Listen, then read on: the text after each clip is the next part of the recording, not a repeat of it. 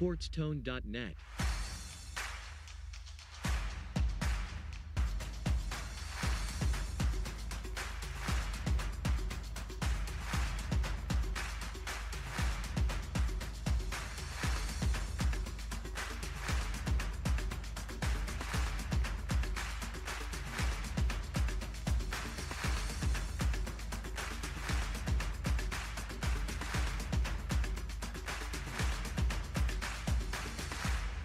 Well, a very pleasant good morning, everyone, and welcome to Sir Pizza in Randleman. I'm Tony Wright. I've got Doug Ward by my side and also Dennis Garcia over here as we get ready to bring you a special day of high school football promotion. This is called the SportsTone Preseason Huddle presented by Sir Pizza in Randleman. Guys, we got a big show today. Dennis, we got all 7 football teams coming in to talk with us today. Yeah, really excited about today. I think it's going to be a lot of fun. It's the official start of high school football here on SportsTone. Tell you what, Doug, next Friday night, the 21st, is the season opener for these teams. It's hard to believe we're that close again to being into a football season. I know. We'll be back in just a moment and touch on some of the key non-conference games this year. That's coming up following these messages here on SportsTone. Listening to SportsTone? Ain't it fun? Isn't it fun? Sir Pizza in Randleman builds impressive pizzas. But have you tried their spaghetti and lasagna? The spaghetti dinner and the lasagna dinner each comes with a salad with your choice of dressings and French or garlic bread. Or you can get your spaghetti or lasagna a la carte, all for an amazing low Sir Pizza price. Take the family on over to Sir Pizza in Randleman or place your order to go. Sir Pizza in Randleman, open for lunch and dinner at 413 South Main Street. Let 3H Travel personalize a vacation for you and your family. They can help with entire packages or just a hotel for the night. 3H Travel specializes in all things Disney, Universal, all-inclusive vacations and cruises. Search for 3H Travel on TikTok, Facebook, and Instagram. At Pella, we offer the latest and greatest innovations in windows and doors.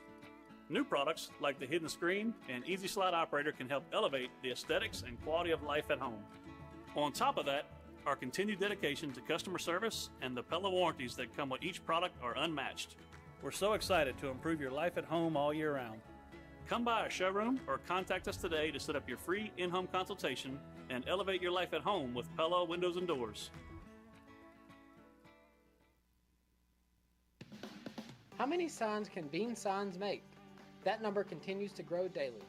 They can make signs for your business window, banners that can move around your business, signs for your yard, and signs that fit in your car window. Bean Signs has a design department that can create custom orders to suit your needs. They even make signs that light up and signs that flash, flash, flash. Bean Signs. Give them a call at 336-629-6748. SportsTone has a football bog bag to give away today. This SportsTone football bog bag is packed with items to make your fan experience better. Go to the SportsTone Facebook page. Publicly share the video that's promoting today's show and share that post. Then comment that you share the video.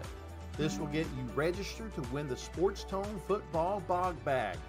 Publicly share the video to your page and comment that you shared the video. We'll announce the winner later tonight on the SportsTone Facebook page. You're listening to the SportsTone Preseason Huddle presented by Sir Pizza in Randleman. Got a big show today going all the way up till 2 o'clock this afternoon as we will bring in head coaches and a couple of players from all 7 Randolph County high school football teams. This is a show that's never been done in Randolph County before, and we've got it here on the home for Randolph County sports, and we're glad to have you in our audience today. Come on out and be a part of our studio audience today as well. Well, this portion of the show, we're going to be touching on some of the key non-conference games throughout the season. And Doug, I'll start off with this. Let's look at week 1 opening schedule for next week. Randleman's playing at Providence Grove, South Davidson at Trinity, East Rowan at Wheatmore, Scotland County at Asheboro, Southern Alamance at Eastern Randolph, and East Davidson at Southwestern Randolph. Which one of those games sort of stand out to you, Doug? I looked at that week one, and I didn't have one. There was multiple games that week I think really could be exciting to watch. You're looking at Scotland County and Asheboro. I mean, that was one I just kind of, when I saw that, the end of last year, I guess it was, when I saw that actually they were going to be competing against each other, and Scotland coming to Asheboro. I thought that was really going to be a good game because, Scotland County's got a huge history of a powerhouse. Asheboro is an up-and-coming team, I believe. They've really got a lot of good athletes. They've really got a stellar defense coming up this year. I think that'll be a good one. And this Scotland County and Asheboro matchup is made possible because High Point Central disbanded their team after last year. Yeah, they disbanded it, and probably rightfully so. I don't think they scored a point last year, and it was an easy season opening win for the Blue Comets last year. It's not going to be so easy this year because Scotland, as you said, Doug, is a very good program, very good team coming off an 8-4 year. Mm-hmm. It should be a great challenge right out of the gate for the Blue Comets. As I look at the opening week schedule, 6 games involving Randolph County teams, and all of them are playing at home except for Randleman, who's playing at a Randolph County team. And that's the one thing that's really great when you look at our non-conference schedule. There's so much talent in Randolph County that teams don't have to travel very far to get a good test to get ready for conference play. They can play Randolph County teams and learn a whole lot about their teams as they get ready for conference play. Is there a game that stands out to you in this opening week? I'm really looking forward to Randleman and Providence Grove. I think that's going to be a lot of fun to watch. I think both teams are looking to take that next step. Of course, Providence Grove coming off a conference championship season, their first ever. Randleman, second year under Coach David Diamond, and we know that programs usually feel a little bit more comfortable, when a coach is starting his second year, much like, Coach Moran at Providence Grove. So looking forward to that one. Well, Randleman at Providence Grove is going to be the game we announce on SportsTone next week, and the Scotland County at Asheboro game will be the game we announce on SportsTone 2 in the opening week. And for the Scotland County Asheboro game, that's going to be the first ever meeting between the Scots and the Blue Comets. Randleman and Providence Grove game, Randleman leads the all-time series in that at 14 wins to 4 wins for Providence Grove. Randleman has won the last 4 meetings with the Patriots. Let's move to week number 2 right now, and I'll go through the schedule, and Dennis, you let me know which game you think is a big game there. On Friday, August 28th, week number 2, Northwood at Asheboro, Eastern Randolph at Randleman, Providence Grove at Moorhead, Trinity at Southwestern Randolph, and Wheatmore playing at Forbush. Well, the one that jumps out obviously is Eastern Randolph and Randleman.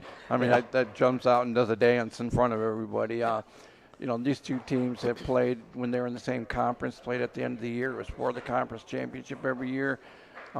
Non-conference means it doesn't quite mean as much as it used to as far as conference standings go, but the rivalry between these two teams is still just 100% up there, and again, 2 really great programs, and it's always fun to watch those 2 teams play. Is there a team or a game that stands out to you in week 2? I'd have to agree with Dennis. I mean, that's the one I picked out. It stands out to everybody. Both teams coming off really good seasons last year. Looking at Eastern Randolph being 10-3 and Randleman 7-4 last year. 2 really good matchups, 2 really good teams. It'll be a fun game to watch. Eastern Randolph and Randleman have played each other since 1970. And Eastern Randolph has the all-time lead in the series, 26 Wildcat wins to 10 Tiger wins in that series. The spring of 2021, you remember the spring games? Yes. Yep. That's the last time that Randleman beat Eastern Randolph on the gridiron. That Trinity and Southwestern Randolph game stands out to me because it's 2 Randolph County teams playing each other. Yeah. Providence Grove at Moorhead. That was the first time they ever played each other was last year, and Providence Grove got a shutout win in that one. Let's see how the Patriots do on the road for that one. Yeah, obviously anytime you go on the road, it's big to get a win. You certainly want to defend your home turf, and anything you can get on the road is a big plus for you throughout the season. Eastern Randolph, Providence Grove, and Trinity and Wheatmore all have road games in week number 2. Let's move on to week number 3, and this will be the first Friday night in September. Friday, September 4th, we have Southwestern Randolph at Providence Grove. South Rowan playing at Trinity. South Davidson at Wheatmore. Asheboro at Randleman. And Union Pines at Eastern Randolph. And, Doug, there's quite a few games in week number 3 that we can highlight. I think the one that stands out to me really is that Asheboro at Randleman. Mm-hmm. Looking at two teams just basically like the Eastern Randolph and Randleman game matchup. It's two close-knit Randolph County teams that know each other very well. Kids know each other. They have had some heated battles over the year. Randleman had the upper hand the last few years, only because Asheboro was on some down years. But over the last year, maybe or two, especially like last year, was a huge battle. It was a really good game last year. I think this one's going to be another one. I agree with you. I think that's going to be a great one. I'm also looking forward to what Providence Grove and Southwestern Randolph, basically because of what happened last year. Mm-hmm. I mean, Southwestern Randolph, 2 very easy wins the first 2 weeks of the season. Providence Grove comes in and, to me, really shocks the Cougars. I think that was a shutout win for the Patriots. So I'm looking forward to seeing how the Cougars respond this year to that. That's a very, very exciting week of football. The Union Pines at Eastern Randolph game is an interesting game to me in week 3. Eastern Randolph has dominated that series over the years, but it's been a while since the Vikings and Wildcats have played each other in football until last year. Eastern Randolph 8-0 record against Union Pines, but Union Pines beat Eastern Randolph last year 34-7 at UP. They're at Eastern Randolph this year. Yeah, there's no way Eastern Randolph's going to take them lightly again this year. Again, Eastern is a veteran team. They've been through all kinds of ups and downs throughout the 4 years that the seniors have been on this program. And, of course, this coaching staff is one of the most veteran ever. I think they're going to have them ready for Union Pines this year. Okay. We've got 3 more non-conference weeks to look at, and then we'll bring in a new set of hosts. We'll have Danny, Eric, and Bruce to come in and talk about key conference games throughout the season. Let's move to Friday, September 11th, and this will be week number 4 games. Bishop McGinnis playing at Trinity. Wheatmore at Jordan Matthews. Rockingham County at Asheboro. Providence Grove at Eastern Randolph, and Randleman at Southwestern Randolph. Dennis, which game stands out to you? Well, last year Rockingham County and Asheboro went into overtime. I mean, that's going to be a big test for the Blue Comets once again this year. But, Tony, Doug, anytime 2 Randolph County teams play, okay, it's heightened. Things mean so much more because you get the coaching comments about, these kids know each other. They're going to see each other at the mall or wherever they go nowadays. So that's always fun. But this is another good week and good test for our Randolph County teams. I had both of those circled too. I did. I agree with you. I mean, looking at last year's game with Asheboro and where am I at here? Asheboro and Rockingham County. Yeah, that game was a nail biter. I mean, it just back and forth, overtime, like you say. But you got to talk about the Randleman and Southwest Randolph game. I mean, that was a close game too. I mean, it was a game that either team could have won at the last minute. So you're looking at both games. Tony, I think that's a game that Southwestern Randolph has probably circled on their calendar as one. Yep. So, okay, if we want to be where we want to be by the end of the year, this is one of the games that we can tell where we're at. Bruce, can you hear me? Okay. I wish I would have asked Bruce this before the show. It just popped in my head. Isn't Randleman and Southwestern Randolph the longest-running rivalry in Randolph County playing each other? Randleman and Southwestern Randolph played each other the most upon – yeah, okay. Randleman and Southwestern Randolph have played each other 51 times over the years. Wow. Okay. Randleman has the all-time lead at 42 wins to 9 wins for Southwestern Randolph. And Randleman has won 4 straight in the series against the Cougars, including a 24-14 win last season. But the PG and Eastern Randolph game in week number 4, I think, could be a big one as well. Yeah, that whole week is dotted with games that are going to be important. And it's also more important because we're starting to head into the conference season. And you want to take things that you've learned from your first 3 games and start fine-tuning things so that when you hit conference play in the next week or 2, you are ready to go. Real quickly, we'll try to touch on weeks 5 and 6 real quick because we've got to head into a commercial break. Friday, September 18th is week number 5.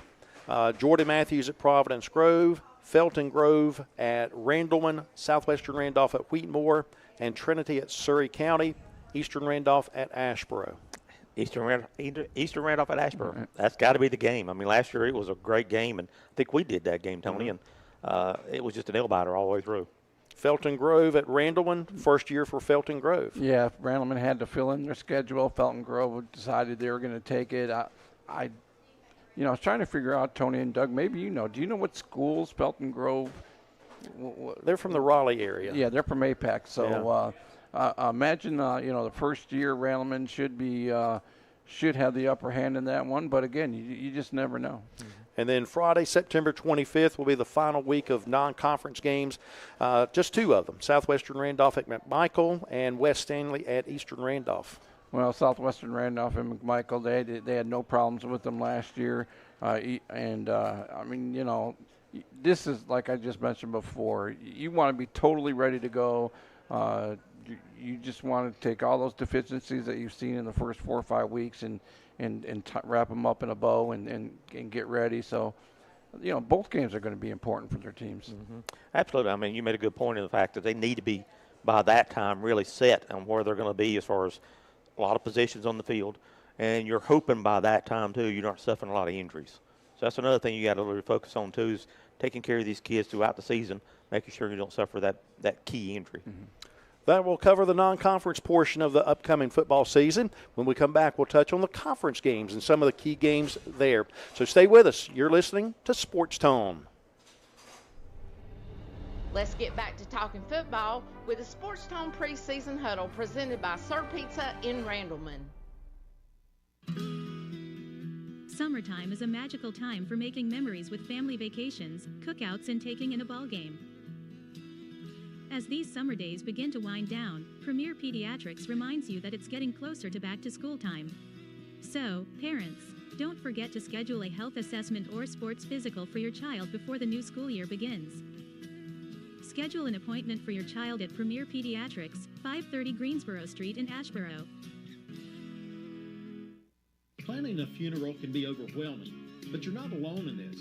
Ridge Funeral Home and Cremation Service will be there to support you throughout this journey and make this process one of love, healing, and life celebration. There's a lot that goes into planning a funeral, but making those arrangements beforehand gives you the time to consider all of your options and make sure that you're covering all of the necessary details. Still feeling unsure? Call Ridge Funeral Home and Cremation Service in Asheboro. They can help and answer questions you may have. For 12 years in a row, you voted Pro PT the best in physical therapy, and now we're better than ever. We've moved to 706 South Fayetteville Street in Asheboro. Same expert team, same one-on-one care you trust. Now in a brand new space with private treatment rooms and cutting-edge equipment, including our all-new SkyTrack golf simulator. Come see us at Pro PT, where Randolph County gets better. Don't forget we have dogs. MNC Metal Works started in Randleman in 2012 and has been fabricating and installing stairs and rails all over the United States. If you've been thinking about adding stairs or railings around your business, give them a call. They'll be happy to come out to take measurements and give you a fair price. Call Greg, Sean, or Otis at MNC Metal Works, the real men of steel. SportsTone.net, Randolph County sports, all day, every day.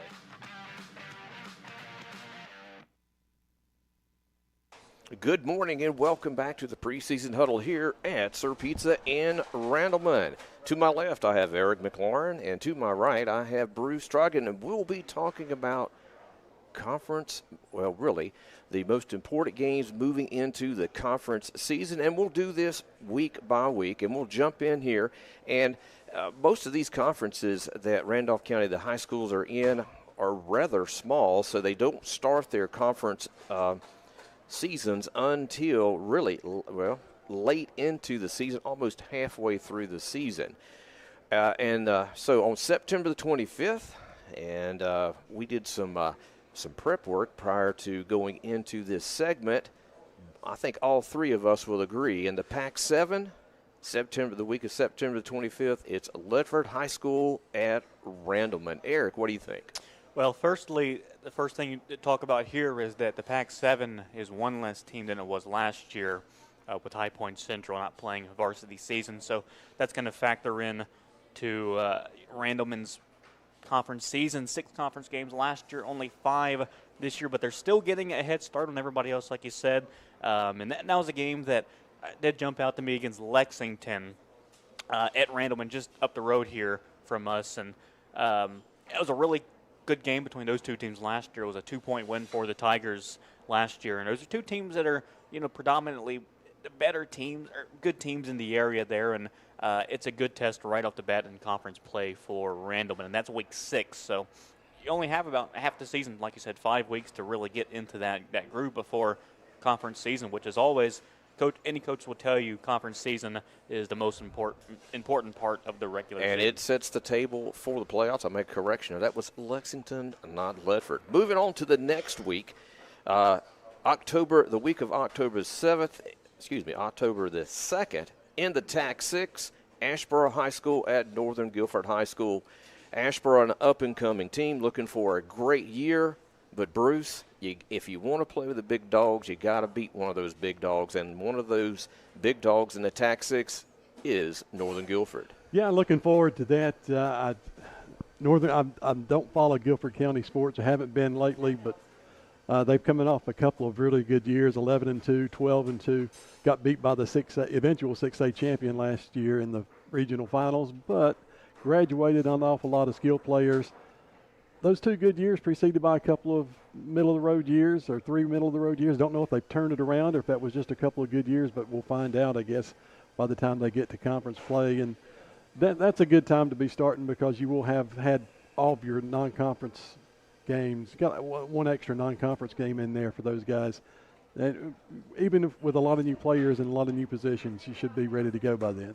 And also on the week of October the 2nd, you have Wheatmore at Thomasville, also West Davidson at Providence Grove High School. Huge games in the Central Carolina Conference. And, Eric, for Wheatmore, we did the West Wilkes game, a huge upset, and I think Wheatmore will use that as a springboard to a successful season. But that successful season, if you want to be a player in the Central Carolina Conference, you got to have conference wins, and that will be a huge test for Wheatmore. Yeah, playing Thomasville. Thomasville is usually a pretty tough team as well in the area. And they were kind of towards the middle of the pack last year, about a 500 season. But, the Central Carolina Conference is one of the more competitive conferences in the area. And, if you can get above that 500 level and you win maybe 7, 8, 9 games, you're in a good place to win a conference. We saw Providence Grove last year. But Wheatmore, we certainly do get the sense, and we'll talk to Wheatmore here coming up soon, but get the sense that Wheatmore is certainly heading in the right direction. We saw things that we liked at the end of last year. Even in games they didn't win, they played Providence Grove pretty close a majority of that game, and then obviously that big win over West Wilkes. And then also that same week, that's week 7, again, touching on that Asheboro Northern Guilford game. That was a great game last year between those two teams. And Northern Guilford, pretty young program, actually, about 20 years or so, but they've produced NFL talent. And, they made the regional finals last year, which was the Final Four. And like Bruce mentioned, lost 6A champion Watauga. But that's going to be, a good benchmark there that week. And also that week, West Davidson at PG. This is really kind of the standout matchup, probably the entire season in the Central Carolina Conference. Those two teams were 1-2 last year. Danny, West Davidson only lost 1 game, and that was to Providence Grove. And then they played each other in the second round of the postseason, and West Davidson got them back. So that'll be a big game there in the conference opener there between the top 2 teams from last year, West Davidson and Providence Grove. And moving on to the week of October the 9th in the TAC 6 at Southeast Guilford at Asheboro. Also, I highlighted in the Four Rivers, Eastern Randolph at Southwestern Randolph. And in the Central Carolina Conference, once again, East Davidson at Wheatmore. If they're going to get on a roll and finish high in the conference, they have got to win homecoming at East Davidson. So, Bruce, what do you think? Eastern Randolph at Southwestern Randolph. Yeah, a lot of you mentioned West Davidson, Providence Grove starting the season, the conference season. Eastern Randolph at Southwestern Randolph starting the conference season. So that will be big, and the teams will know at that point what they've got, and I'm eager to see how that plays out. Jump quickly on the Southeast Guilford Asheboro game. I think Southeast has probably as many returners of their skill position players from last year's teams as anybody in the TAC 6. So I'm curious to see what they're going to have, because Asheboro had trouble with them last year. But that'll be a big weekend for some good games. And yes, it will. And for Wheatmore, and I'm going to say it again, they are my dark horse in the county this year, most improved team in my opinion. And with a victory over Thomasville, move it on through homecoming, taking the victory over East Davidson, they could be in a superb position. I quickly want to mention that week, the biggest game of Randleman season, they played Central Davidson, who was the top dog in the conference last year. The only loss in conference play for the Tigers was to Central Davidson last year. Central Davidson made the 4th round, so that's a really good program, and that's going to be a big test in Week 8 for the Tigers. And I didn't have that one written down. Thank you, Eric. All right, and moving along to the week of October the 16th in the TAC 6, it's Asheboro at Eastern Guilford High School. If Asheboro gets on the roll, which we think they have the capability of doing, it'll be a big test at Eastern Guilford High School on the week of October the 16th. We did that game last year, Eric, and it was a barn burner. Yeah, just looking at this quickly wrapping it up, we'll just touch quickly these last few games. We'll look at the next to last week. You have Asheboro Northeast Guilford, which is a big game on October 23rd. And then that last week of the regular season, you'll have Randleman playing at T.W. Andrews on Thursday. And then on Friday, you'll have a couple of big matchups. Providence Grove at Thomasville. We've talked about, Thomasville and Providence Grove, who again won the conference for the first time ever last year. And then obviously Trinity Wheatmore. You always got to talk about that rivalry. And, Wheatmore won last year, and I think that springboarded them into the postseason where they won. So always a great rivalry there. All right, and that is going to be an exciting season. We're getting ready to kick it off here this coming Friday. The best of luck to all these teams, and SportsTone and SportsTone 2. Hey, even SportsTone 3 may be in your neighborhood, so stay tuned as we move into the 2026 high school football season here on SportsTone.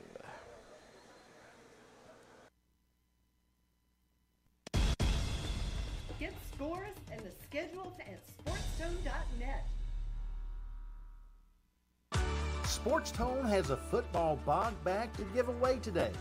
This SportsTone football bog bag is packed with items to make your fan experience better. Go to the SportsTone Facebook page. Publicly share the video that's promoting today's show and share that post. Then comment that you shared the video. This will get you registered to win the SportsTone football bog bag. Publicly share the video to your page and comment that you've shared the video. We'll announce the winner later tonight on the SportsTone Facebook page. Experience entertainment like never before with the historic Sunset Theater, the showplace of downtown Asheboro. The Sunset Theater brings you concerts, live theater, films, and unforgettable special events, all under one roof. Grab your friends, plan a date night, or bring the whole family.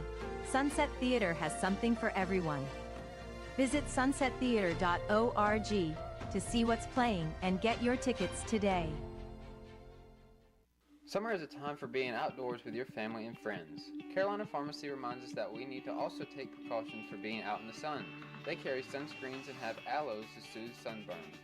If you should get any cuts and scrapes, Carolina Pharmacy has plenty of first aid supplies too. For your cookouts, Carolina Pharmacy has cups, napkins, utensils, and paper plates. See Michael Durham, an independent pharmacist that cares about you. Carolina Pharmacy, 534 Greensboro Street in Asheboro. Farming demands well-built equipment. Kubota equipment that's proven for over a century. Tractors that get the job done right. Hay tools backed by a 2-year warranty. Sidekick utility vehicles where durability meets speed. And productive SSV skid steers.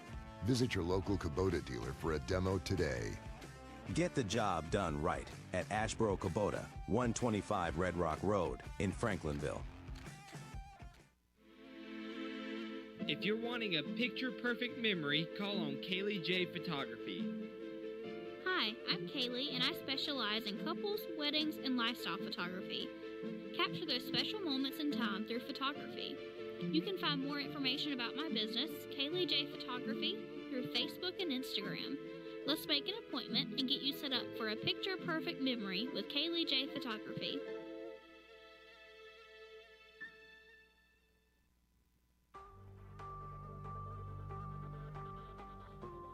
This is the SportsTone Preseason Huddle presented by Sir Pizza in Randleman.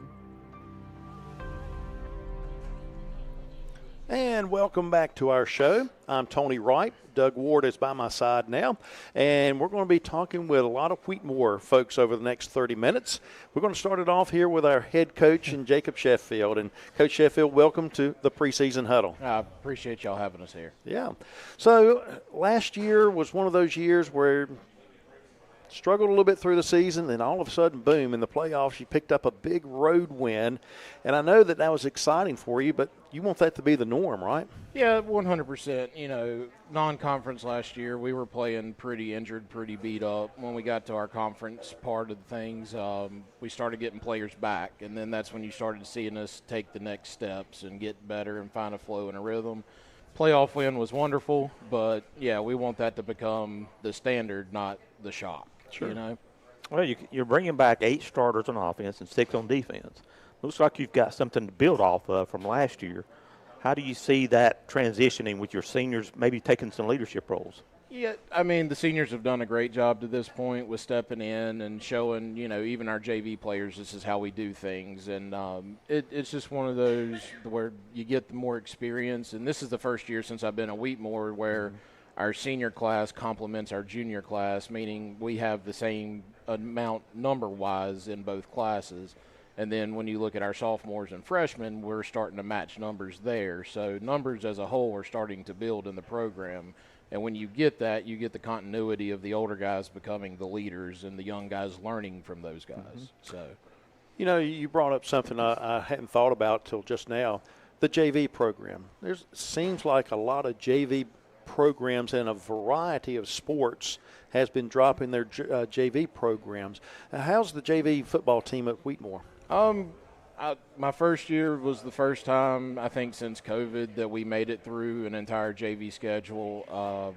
My second year, we didn't get all the games because, like you said, a lot of programs didn't have JV teams. We play games with 13 kids on JV, but it's one of those I'd rather focus on getting those JV guys the reps versus having them sit on the bench on a Friday night. You know, they go out and play the whole game on Thursday. So we've really put an emphasis the last couple of years on making sure we have a JV program and getting the numbers to where it can support that. We're talking with Jacob Sheffield, the head coach of Wheatmore. And over the next little while, up until 11 o'clock, we'll be talking with Coach Sheffield. Then we'll bring in a couple of Wheatmore Warrior players in to talk with us. Every year, you've got to replace seniors that have graduated and moved on. You're bringing back 6 all-conference players for this season. Talk about those 6 all-conference players and maybe touch on some of the new players that we're going to be hearing their names. Yeah, so the returning players, we got the all-conference guys, Delano Samuelson, Maddox Russo, Noah Wyrick. They're all offensive linemen, but they all also play defense. So, you know, you're going to see them on both sides of the ball. We got Kenny Hoover, Bentley Mills were our 2 leading receivers, but they also played defense. And then Connor Benton was our quarterback and also our safety. So, you know, all those guys that are returning back that have been the all-conference players, I'm trying to get them to understand, you guys are the leaders. You're the ones that need to take the step and make us better. New guys, we got Cole Lane back. He missed all of last year after his first snap on varsity as a sophomore because he broke his collarbone. We got him back this year, so you'll hear his name. Gavin McPherson was a kid that had a heck of a year for us and was stellar in the playoff game at running back, so we got him as well, so you're going to hear his name a lot too. You know, as you go through a season, you run across teams that may have different offense and defensive styles. How flexible is your offense and defense? I think we're adaptable across the board. You're starting to see a lot more people go to the three-man front and run, different versions of the three-man front. And that's what we run, but it's really based off an old 50-style defense. So we can move and we can adapt, and we've changed some things in our defensive secondary to make it a little more playable for our kids, where we're not asking them to read, we're asking them to do certain different things. We want them to play fast and think less. Offensively, we will formation you to death. We'll motion you to death. We're going to have our kids and try to get them in spots to where it advantages us with the type of kids that we have. So we'll mold and flex and shape our offense however we have to be successful. But the thing we haven't had recently is, these kids have come through from freshman to sophomore to junior to senior, and now they're all playing in the same system. And keeping that continuity for our kids has allowed them to grow and learn and focus on other things like, getting in the weight room, getting bigger, being faster, playing harder. So there's a lot to be said about consistency. And it seems like you've had a consistency in your coaching tree as well. Talk about your coaches. Yeah, we got a great coaching staff, and I knew that coming in. Me and Coach Asheboro, the previous head coach, we've been friends for a long time. We worked together at Wheatmore my first go around there, and he had some really good guys in place. We've lost one or two over time, but the main core of us have been consistent now for 3 years. Coach Halo stepping down because he retired, that left a big hole for us because he was our defensive coordinator, basically the associate head coach. So not having him has hurt us, but, it's like everything else in education and life, you got to keep moving. You got to keep going. Yeah. So I've moved over to the defensive side. I've given Coach Conway McCurry, one of my younger guys that I brought in with me, he's starting to take over the offense and play calling for that. So it's been good to give a young guy a chance, and then for me to go do something different to replace one of the biggest holes that we had. Walk me through a little bit of maybe a midweek practice and what that's like. Yeah, so the way we run our practice, I go EDDs, and then we go Indy, then we go groups, then we go team, and we do that for an hour on offense, hour on defense, and we mix in special teams. Depending on when we can get our kickers from the soccer practice, because soccer is his main sport, and I don't want to take him away from that. Right. But even Coach Manus knows, hey, he's still got to practice with y'all some. So we do a great job working that out. But our practices are high level, high energy. We're flying around. We try not to spend more than 15 minutes in a certain period. Because once you get past that 15-minute point, I'm dealing with 14 to 18-year-old kids and even some adults. And that attention span starts going after a certain point, so you have to really try to keep things on the move and keep it energetic. And we've done a good job this year of that. And just having the kids motivated to go to practice. It's hard to go to practice when it's hot, and it's hard to go to practice when you got to beat up your buddy for the next 2 hours. And we've really tried to focus on changing that kind of mindset. And it's like I tell my kids, if we got something scheduled for 15 minutes and it only takes us 7, we're rolling on, so it's just very energetic, very high tempo. We want to play and practice the way we're going to play. So, let me ask this about practice. You've been practicing a certain way leading up to the first game. Is there a change in your practice plan early August to early September, and maybe a different practice schedule? And once you get into October, you understand what I'm asking? Yeah, I think what you see is the evolution of practice in general. When we come in the summer, we're running us versus us. All summer long, we're running us versus us. You go into the first few weeks of practice, you're running your offense versus your defense. And then as you approach the season, now you're game planning. So now I know what top 10, 15 plays I need to worry about for the opponent's offense, and we need to know their defensive scheme, and you start working that in. Then as you get into conference play, you're starting to see teams that you see consistently over time, and for us, the teams we play, we've been playing them for a while now. So you start focusing a little more on the X's and O's, but we always make sure every day we're going to have our fundamentals. Because if I got offensive linemen and I want their first 3 steps to get them to a certain spot, and I don't teach them the first 3 steps, then I can't yell at them when we watch film. You know, and that's what I try to tell all my coaches is, if you're going to correct the kid and we want to have them do things a certain way, they've got to be taught that. Right. You can't just go in yelling and screaming and being upset or wanting to correct something if you've never taught it. Mm-hmm. So we always make sure we keep our individual time and our everyday drills in there, but we do start focusing more on concepts and X's and O's as the season progresses. You made a comment about facing your buddy across the line or maybe even in the backfield or wherever. Have you had a chance really to have any scrimmages maybe? We scrimmaged Monday. Mm-hmm. We had Randleman and Moorhead, and then we scrimmaged last night. We went up against South Rowan. And you get to a point through summer and through those first few weeks in early August where you need to see somebody wearing some different jerseys, you know. Yep. You get to a certain point to where it's like we need that flag stick, that marker that tells us where we're at. And I think we got that Monday against Moorhead and Randleman. I mean, Moorhead's big, physical. Coach McCants does a great job with that group. And they woke us up. And then it's like, you know, I told them in between games, it's like, you're getting ready to go play Randleman now. And I said, we're going to go play them, and it's going to be better than what we just did because now you're awake. And I thought we held our own against Randleman. And then last night we went to Catawba College. Our kids got a chance to play on that college atmosphere, that college field, you know, which was special for all of them. And we played South Rowan, and it came down, and it was pretty even scrimmage. And, you know, you don't game plan for a scrimmage. You go in with your base rules, and you play your game, and it shows you where you got to get better and what you got to fix going into week 1. You brought a couple of players to talk with us in our next segment, and tell us about Connor Benton and Noah Wyrick real quick. All right, so Connor, he's been the quarterback. He's taken his lumps literally and figuratively. You know, he's grown in the system. Last year had a phenomenal year. Threw the ball well, ran the ball well. You know, one of the top leaders in the triad, passing and rushing.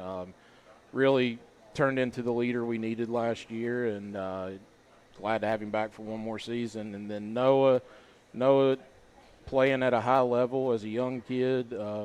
Last year was a sophomore, wound up playing every snap on the offensive line at tackle and then almost every snap on defense at linebacker. You know, just he's kind of what I tell everybody. He's like that old school football guy. You know, he'll come downhill, he'll hit you, and he's going to go 100% whether he's right or wrong. And I'm okay with that in a young player. Sure. It shows me they want to do it. Right. So to have 2 guys like them that are returning all-conference players, like it's something you start to build your program on. Coach Sheffield, thanks for coming by and talking some Wheatmore football with us. No problem. Thank y'all for having us. Thank you, Coach. Thank you.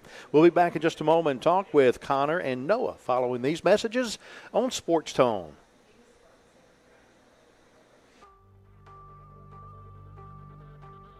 Welcome back to the SportsTone Preseason Huddle, presented by Sir Pizza in Randleman.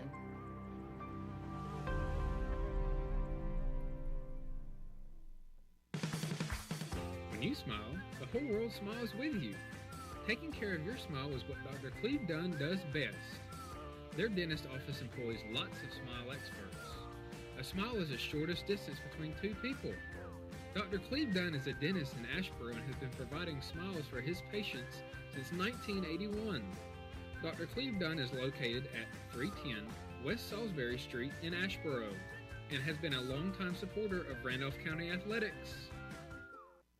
Burroughs Plumbing provides trusted plumbing for your home or business in Randolph County. We have over 30 years of experience providing complete plumbing repairs and system replacement. Burroughs Plumbing is committed to providing you the best in service and on-time repairs when needed. We're available to handle the hardest jobs and toughest repairs to make sure your plumbing and water system works as effective as possible. We are Burroughs Plumbing. Sir Pizza in Randleman builds impressive pizzas. From a plain cheese pizza all the way up to the deluxe pizza. You can choose your pizza to come out in an 8-inch size, or double it up to a 16-inch pizza. And if you want a mouth-watering pizza, ask for the barbecue chicken pizza. Sir Pizza in Randleman, open for lunch and dinner, at 413 South Main Street.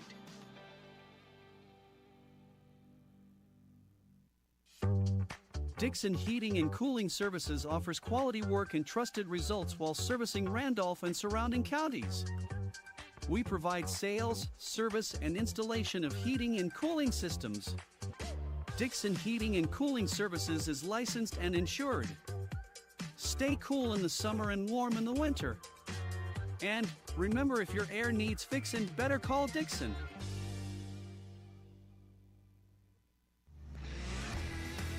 SportsTone. SportsTone. SportsTone. SportsTone. SportsTone.net. Before we go any further in our show, our prize lady will be disappointed in me if I do not let you know about this. We got the SportsTone bog bag, football bog bag that we're giving away later this afternoon. We're going to be giving you details on how to register to win this football bog bag that's loaded with a lot of great things, but let me tell you about some of the things in it.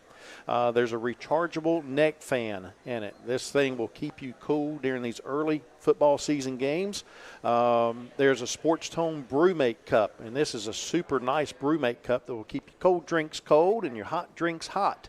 There's a cooling towel, and then there's so many things in this bag. I can't go through all of them right now, but you can find out details throughout the show today. We'll be giving you details on how to register to win this particular football bog bag. It's very full. It is full, for sure. Doug, we got a couple of Wheatmore Warriors in here to talk with us now. Let's welcome Connor Benton and Noah Wyrick to the show. And this is Connor right here and Noah over here. Guys, welcome to the Preseason Huddle. Thank you, man. Thank you, All right. Connor, quarterback. Yes, sir. Senior season coming up, right? Yes, sir. Very Tell excited. us about playing football for Wheatmore.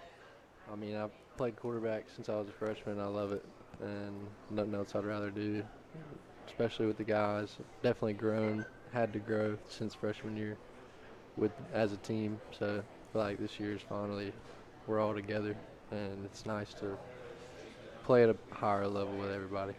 And Noah, you're getting ready to be a big junior for the Warriors. What's it been like playing football for Wheatmore? It's been fun. It's been fun. Starting out my freshman year, I came in as a linebacker. Never played it because I was a center all through Little League. So it's a new experience, but it's definitely been a fun experience, I'll tell you that. Playing linebacker, something new, and I've had a bunch of fun with it. We talked to you, Coach, briefly about this, and I think it kind of led off a little bit about the season that you had last year, how it was a little difficult early on. Yes, it was hard getting that win. I mean, you were close in some games. It was just hard to break the ice a little bit. How is it that you guys were able to really keep that confidence level up, especially for the younger guys? I mean, after the first win, it was honestly like a magic. The way we came in that next Monday, and everybody was just on the same page. I feel like the win kind of gave everybody the confidence because we was in such a slump. It was like we just needed a little bit of spark to get up and actually start playing ball. But, I mean, I think the win all brought us together. Kind of broke the ice. Yeah, exactly. I think with all the losses that we had in the first couple games or few games we had, it just gave us some grit, but it also gave us some meanness. Like, we kept losing, and we were just tired of losing. So we finally stuck it all in and, went out, played our hearts out on that one game and won. And that gave us a spark to keep going with it, have them close games towards the end, and then wins, especially in first-round state playoffs. We got that win against West Wilkes, and I think it's just having that heart to come off of those losses and come out and get a win. It helps a lot tremendously. I've heard a saying for many years now that dancing is a contact sport. Football is a collision sport. Does that mean anything to you guys? I don't even know how I'd put that together, to be honest with you. Dancing is a contact sport. Football is a collision sport. Is there a lot of collisions out there? Do you run into a lot of collisions at the quarterback position? And how about the collisions on the defensive side for you, Noah? Oh, yeah. A lot of collisions. I mean, linebacker, you're coming off the ball ready to go hit somebody. So there's a lot of collision happening. Even with, especially if they're running a run play, you got to go hit that running back. but also on a pass play, like they come off, throw you a slant in the middle, you got to hit him, pick that off or whatnot. So there's a lot of collision when it comes to defensive side. I know you've had some collisions out there too. Oh yes, sir. I love to hit. Probably some dancing too. I'm not a quarterback that's gonna slide or go down or out of bounds or nothing like that. I like to hit. I like to get out there and do it. Connor, let's look at some numbers from last year for you. 119 completions out of 224 pass attempts, 1,928 yards passing and 17 touchdown passes. Running the ball, 115 carries, 655 yards, and 3 touchdowns rushing.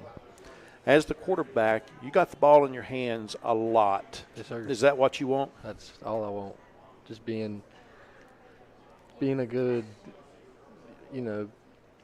leader, team manager, and also a guy that can go get it done on my feet too. You know what I'm saying? Mm-hmm.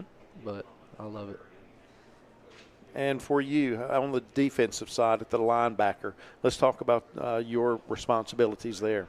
My responsibility at the linebackers level is pretty much I'm the quarterback of the defense. I got to make sure I know what everybody's doing, but I got to make sure they execute their plays properly. So I'm making sure I'm telling everybody to get to the line. I'm telling everybody what defensive play call I'm using. I'm reading out what their pre-snap reads.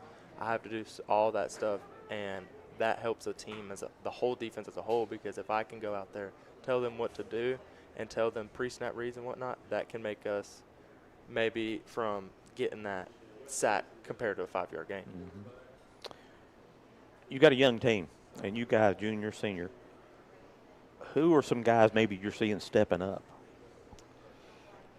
I mean, defensively we've been playing really good, really well, and I'm thinking our secondary in a whole has stepped up. I mean, like crazy since last year especially. I mean, we struggled in the secondary, but I feel like this year it's already early we're strapping up. I mean, they're not. Yeah.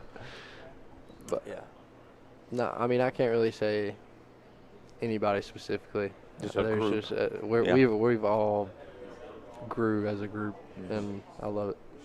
Yeah, I was gonna say the secondaries, even the third string, they've all stepped up. But mainly the secondaries, like I say my sophomore year, so last year's season, the secondaries compared to the firsts, there was a big gap they had to fill. But I mean, this year they came out and they filled it. They got it close. So it's not like we got our backups, and we trust our backups to get in that work. And in case we need a break or whatnot, we have those. We know those backups are going to do their job, and they're going to do it right. We got Noah Wyrick, a junior defensive player at the linebacker position, and quarterback Connor Benton from Wheatmore talking with us today here on the preseason huddle. Your coach just a few minutes ago told us about your scrimmages that you've had throughout this week, 2 on Monday and 1 last night. And how are you feeling this morning after playing 3 scrimmage football games in 5 days, Connor?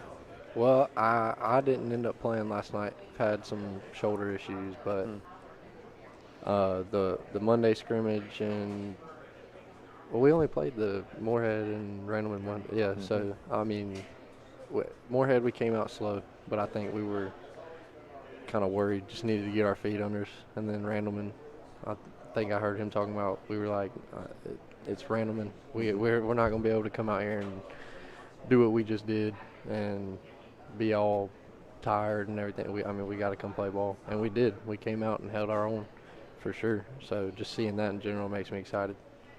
Noah, did you get some playing experience in these scrimmages? Oh yeah, I didn't come off, I tell you that. But yeah, first scrimmage game against Moorhead, it was a rough start. I mean, like Connor was saying, we had to get our feet underneath us and whatnot. But I think since it was our first game, we didn't really know what to expect. And there was a lot of stuff they did we didn't game ready ourselves for. So it was a lot of stuff we had to learn on the fly. But then we came against Randleman. I mean, we held our own, and it was a good game overall. I mean, it's not like it was a complete blowout. And then South Rowan, we played last night, and it was a good game too. I mean, we had, I think the final score was like 6-13. So it's not like it was a bad game. I mean, everything was good. Our lines were blocking, receivers were catching. So it's not like, I'm excited for this season because I see growth and I see a future with this team and the next games in the season. We all know how different things are right now since COVID, basically. Yeah. And how things have changed. When Tony and I went to school, it was 8 to 3 to 3:30 maybe. You were done every day, 5 days a week. Now it's just, I can't keep up with your schedule.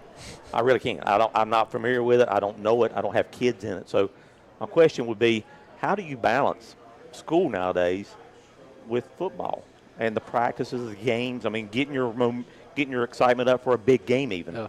I mean, it's definitely tough, but I feel like that's what it kind of goes into being a student athlete in general. Like, you got to take whatever's thrown at you in the classroom, same way on the field, and I feel like it kind of balances each other out. And you learn from both of them, you know. You need a work ethic, and I mean, if you can't keep up with your schoolwork and play ball at a high level, then you probably don't need to be playing ball. I guess you got to work yourself a kind of a schedule to kind of figure things out as you go. Once you figure it out, it ain't nothing crazy. Yeah, it ain't bad at all. I say for me though, academics is my main. I keep my head in academics all the time. Like, that is over sports. That's my main thing is academics, because even if I don't get into a college for sports, I can always go to college for academics. So that's what I try to keep my head into more than I do football. But if you can do that with football, then that's why you're a student athlete. I mean, you're supposed to be able to balance them, and you have to have that work ethic and that drive to balance both of them. And if you can't, like Connor said, you shouldn't be playing ball. Connor Benton and Noah Wyrick from Wheatmore, thanks for coming by and talking some Warrior football with us, and good luck this season. I appreciate it. We look forward to seeing you throughout the season as well.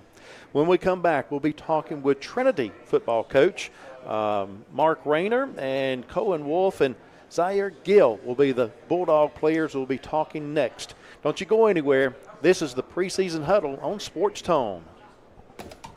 Don't be semi-pro. Listen to SportsTone. Looking for a financial partner that truly makes a difference? Modern Woodman is a member-owned fraternal financial services organization. We can help you plan for all stages of life, from protection to saving to retirement. We also offer member benefits, social activities, and volunteer opportunities to help your family and community. Hi, it's J.B. Griffin III with Liberty Advisors. Call me at 336-622-6020 to start the conversation. Modern Woodman of America, touching lives, securing futures. A lot goes into taking care of your property. You need equipment with more reliability and versatility built in. Like Kubota BX and L Series compact tractors that get the job done right. Z Series mowers that deliver a quality cut, and Sidekick utility vehicles where durability meets speed. Visit your local Kubota dealer for a demo today. Get the job done right at Asheboro Kubota, 125 Red Rock Road in Franklinville. Summer is a time for being outdoors with your family and friends. Carolina Pharmacy reminds us that we need to also take precautions for being out in the sun. They carry sunscreens and have aloes to soothe sunburn. If you should get any cuts and scrapes, Carolina Pharmacy has plenty of first aid supplies too. For your cookouts, Carolina Pharmacy has cups, napkins, utensils, and paper plates.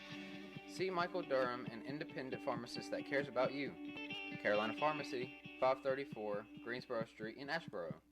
Planning a funeral can be overwhelming, but you're not alone in this. Ridge Funeral Home and Cremation Service will be there to support you throughout this journey and make this process one of love, healing, and life celebration.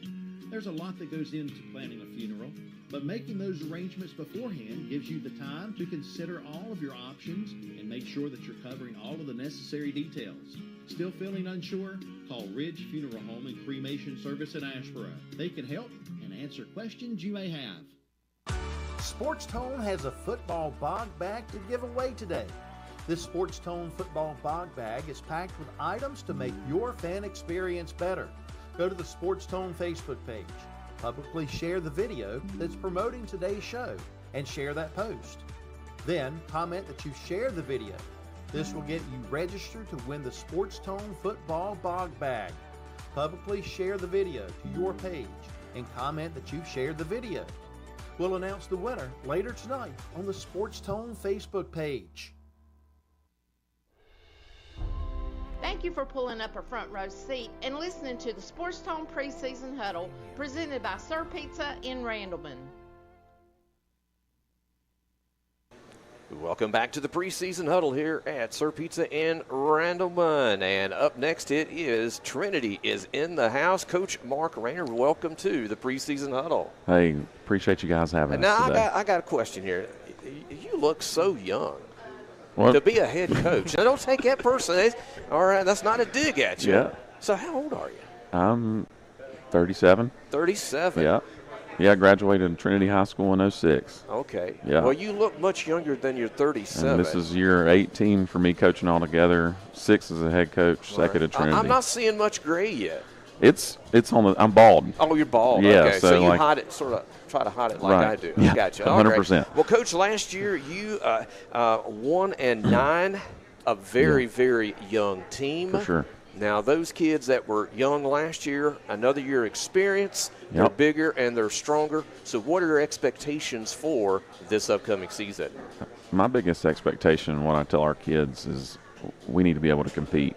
I think in each game now, the difference between last year's team and this year's team is we have competitors, and we're not backing down. Like we had a scrimmage last night, and, you know, you hit a moment where tough times come, but this team overcame that. They adapted. They figured out. They led each other, you know, came together, and then we scrimmaged still the same team, but the second 30-minute session, we did what we were supposed to do, and we came together, and some leadership popped out, and it was going well. So as long as we can compete and stay together, I think we're going to be in a lot more football games. And that is a learning moment, because you're going to run into that in football and really athletics in general, where you just get popped in the mouth. Yep. Things, the wheels fall off, and how you react to that and that adversity, like you said, in the second session, they figured it out. They brought it in, man. We had leadership from the line, skill guys, and they really showed out when they needed to.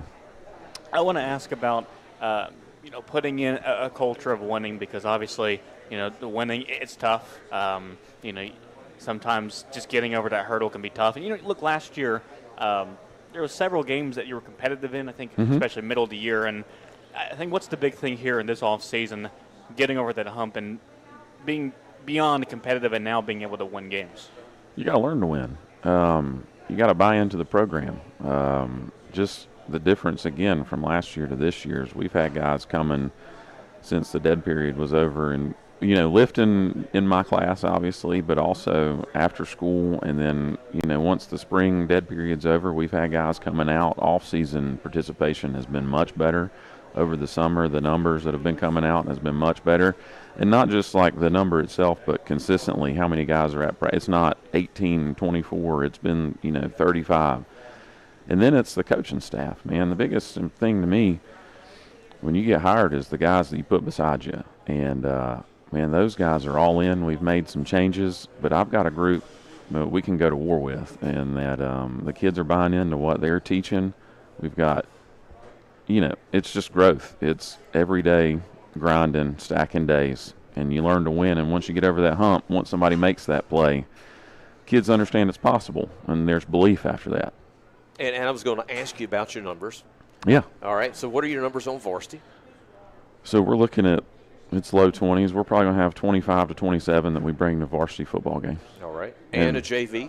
Yep. So we have low 20s there, too. Obviously, we're 8-quartering some guys to get that number on varsity, but the whole program as a total's probably got around 45. And I know you're not happy about that number. You want to see more. We want to see more, but honestly, it's been great, but that's going to be our issue this year is the depth, how we control the depth throughout the game and how we rotate kids and next man up mentality, who can pull their weight when we need them to. All right, and looking, here's one of the questions. Who is the team, other than Trinity High School and, of course, your rival Wheatmore right down the road, who's the team to beat in the Central Carolina Conference? I'm a big guy. I'm the wrong guy to ask that question because team to beat, I want to beat all of them. You want to beat all of them? At some point, but, I mean, I think, coaches talk. I know West Davidson and South Davidson scrimmaged last night, and their coach was real high on, West Davidson and how they look this year. I think they're going to be competitors. I think Thomasville's going to be athletic. I worked for Coach Mills for a year between my head coaching jobs at Southern. I know he's going to do a dang good job there with what they have coming in. I've heard senior heavy last year, Providence Grove, so I'm not really sure how they're going to show up this year. But, yeah, that's kind of my thoughts on that. Well, you mentioned it's a new team. What players, like younger faces, that are you expecting to really step up and play a big role for this Bulldog team? Well, I brought him with me. I got Cohen Wolf, he's going to be a receiver for us and a DB, a leader on our team, and Zaire Gill, basically our biggest offensive production guy last year. I expect them to step it up and lead our team. But a lot of guys are new. I've got, a left tackle coming in and a right tackle. Our tackles this year are going to be leaders on our line, Dylan Hunt and Larry Smalls. They're coming in and really doing a good job bringing that group together. I've got guys coming back at inside linebacker. I got Corbin Hughley. I got Gage Peel and Davis Morris, and they're going to come in and lead the defense there from the linebacker position.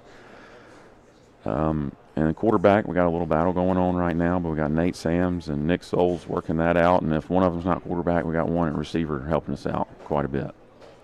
All right. And any significant changes as far as your offensive and your defensive schemes? Kind of moving along to the spread a little bit, using a lot more tight end. A guy should have mentioned Nick Bean. He's working for us at tight end quite a bit, and he's going to be another offensive threat. But we're going kind of from the gun tee and doing a little bit more multiple spread look. Just from the athletes that we have, we believe we need to have the ability to spread it out and get it out in open space, and we got more of a chance, to make a difference. From a coach's standpoint, how are you getting players into that mindset, mentally and physically, where you go across the entire game, you're going to have to play both sides of the ball, offense, defense, even some special teams, and you have to play a lot throughout the night. How are you getting players into that mindset? Again, that's a mindset and a discipline we've instilled over the summer and the off season. We tell them from week one when they come out here in the weight room, we challenge them. We tell them you're expected to be on the field most of the time. So the way we've structured practice as well is we try to split our varsity and JV. So our numbers, the way they are, if our varsity first team's getting reps, and then we try to sub that varsity first team guy, that first team guy's going to scout team and still working. Like, they know that they're not coming off, and that's a standard we set early. And let me ask you about the heat. So last night, I skipped the scrimmage at South Davidson. It was warm. I'll tell you what. Yeah. I went outside and did my chores. I'm on a mini farm. I just call it a mini farm. And I was just soaking wet when I finished. I said, I'm going inside. Yeah. I guess that's wimpy. But anyway. It's all good. So how have you handled the heat? Because I can't remember this kind of heat when I played football 40-something years ago. Right. I can't remember when I coached. So how are you handling the heat with your kids? I think we do a couple things that help us out. We practice in the evenings, and that's closer to game time. So that's one thing that we do to start acclimating that way. We obviously do the state-mandated stuff where we water break and we take off equipment when we need to and we add it back when we need to. But, it's just getting out in it and getting used to it. I don't know that there's anything else other than continuing to work in the atmosphere that you're going to be playing in. Yes, and my thought was last night, I couldn't imagine being scrimmaging, and kids probably don't notice it, high school football and that kind of humidity and heat in full pads. Yep. That just is like, wow. Yeah, we're trying to keep some wet towels on the sidelines for them and water filled up. Just keep them hydrated and instill that, again, nutrition's a part of it, and hopefully they take care of their body before they get there. I just want to ask about scrimmages and just describe, how that's looked like so far playing other teams, because it can be tough to, you hit each other, and it can be a change to try to play a different team and hit somebody else. Well, scrimmage season for us was last night. We went over to South Stokes and we scrimmaged just them. I thought it was a very competitive scrimmage for us. And like I said earlier in the first questions, I felt like we hit some adversity early. It was good to finally see somebody in an opposite colored jersey. About time for us to hit somebody else. But again, it really brought, you could kind of see our team culture as far as when adversity hit, started coming together a little bit more. You know, we've been together now for a second year, and the buy-in's there a little bit more, and you could just see we're a grit team. We're going to have to grind it out. I told our kids early on this summer, wins, people aren't going to give us wins. We're going to have to earn every one of them. It's not going to, you know, we're not shutting people out yet. We're here working until the fourth quarter, and hopefully we're the team that comes out on top based off of what we've trained for all summer. And we kind of saw that last night. It was close. And then we opened the door, and the floodgates came through. You know, we finished the way we should have. All right. How about injuries? Have you been injury-free in the preseason? For the most part, man. We might have had a couple little nicks and knacks, but everything's been good so far for us. Everything's been good. Talk about the non-conference schedule that you have. So you have South Davidson right off the gate, coming off of a fantastic season last year. Just talk about that game, and you have Southwestern Randolph the next week. I just think our guys are excited to get their rematches with all these teams. I think South Davidson's going to be a well-coached team, same as Southwest Randolph. They're going to have a great coaching staff, buy-in from their kids from the past success they've had, and it's going to be one of those over-the-hump games that we got to do what we're supposed to do to come out on top. But I definitely think it's great competition coming out of the gate. So here's my wild card question. Oh, gosh. Here we go. Out of the blue, why do you trust Gary Payne to paint your field? Listen, that is a great wild card question. Because I know Coach Payne from years past. So he's been taught. You can see on social media, man. He was taught by the greats in painting the field. He's going to have a string down. He's got a system, and we all buy into his system when we paint the field. And you don't mind Coach Payne doing it? We love him to death. Maybe the times he picks sometimes might be a little off, but other than that, no, we're happy that he's the leadership of that crew right there. And there's no wiggle in the lines. It's straight as an arrow. There's no wiggle. No wiggle at all. I mean, we may ask for a robot, but we don't need one. You have Coach Payne. That's right. All right. You're 100% right. All right. And, Coach, 1-9 last year, all you got to do is look up. 100%. 100%. And I imagine that's probably, you talk about that, the only way we have is up. Yep. Well, the best of luck to you. Yes, and sir. And we're going to bring on two of your players here, Absolutely. Cohen Wolf and Zaire Gill. One of them has been on the ball. I haven't had Zaire, so we got to get him on the ball. We're fired up. We'll get him on the ball. All right. Thank you so much, Coach. The best of luck to you. Yes, next up, it's Cohen Wolf and Zaire Gill from Trinity High School. You're listening to SportsTone.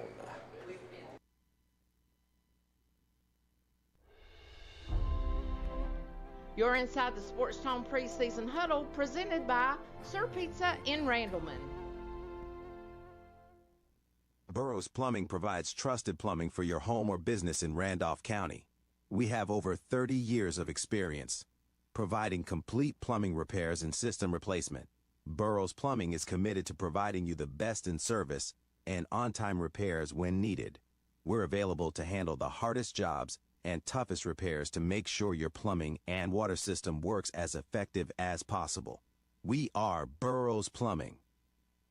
At Pella, we offer the latest and greatest innovations in windows and doors. New products like the hidden screen and easy slide operator can help elevate the aesthetics and quality of life at home. On top of that, our continued dedication to customer service and the Pella warranties that come with each product are unmatched.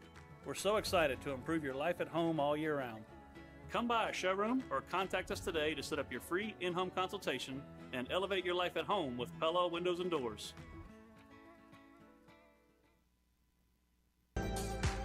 For 12 years in a row, you voted Pro PT the best in physical therapy, and now we're better than ever. We've moved to 706 South Fayetteville Street in Asheboro. Same expert team, same one-on-one care you trust. Now in a brand new space with private treatment rooms and cutting-edge equipment, including our all-new SkyTrack golf simulator. Come see us at Pro PT, where Randolph County gets better. Don't forget we have dogs. If you're wanting a picture-perfect memory, call on Kaylee J Photography. Hi, I'm Kaylee, and I specialize in couples, weddings, and lifestyle photography. Capture those special moments in time through photography. You can find more information about my business, Kaylee J Photography, through Facebook and Instagram. Let's make an appointment and get you set up for a picture-perfect memory with Kaylee J Photography.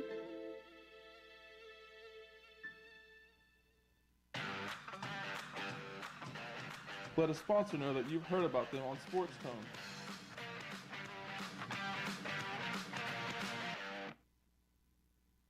And we're back here at the preseason huddle at Sir Pizza in Randleman. Next up, we have Cohen Wolf. It's been a while, Cohen. Yes, sir. It has. One of my on-the-ball guests. Zaire, where you been, bud? I mean, why ain't you been on the ball? Oh, I just haven't been on here. You haven't been on here, huh? Well, we're going to have to get you on. So let me ask you something. So Coach Rayner was talking it up. You've had a good preseason. Are you ready to mix it up with those Wildcats from South Davidson this coming Friday? For sure. Now, last year, 21-0 loss. Lots of turnovers. Going to turn it around. What do you think, Cohen? Oh, absolutely. I think watching film coming into this next week, we're going to be prepared. I'm super confident in our guys. I think our mentality is 100% better than it was last year. What do you think, Zaire? You ready? We're ready. You're ready. So, Zaire, last year you were asked to do kind of everything, you know, running, catching, some kick return stuff as well. I just wanted to ask, you know, having several roles in this team, how do you balance that all-around game and get yourself prepared before every snap? Honestly, I just have a mindset going to every game. So it's like I just know what the team needs, and I'm ready to do anything the team needs. All right, Zaire, could you do me a favor and pull that microphone around you? Yeah, there you go. That way we can hear you. Are you always that soft-spoken, Zaire? Yeah. You don't say much? Not really. Not really. Well, let me ask you this. Now, I had a chance to do a couple of Trinity games last year.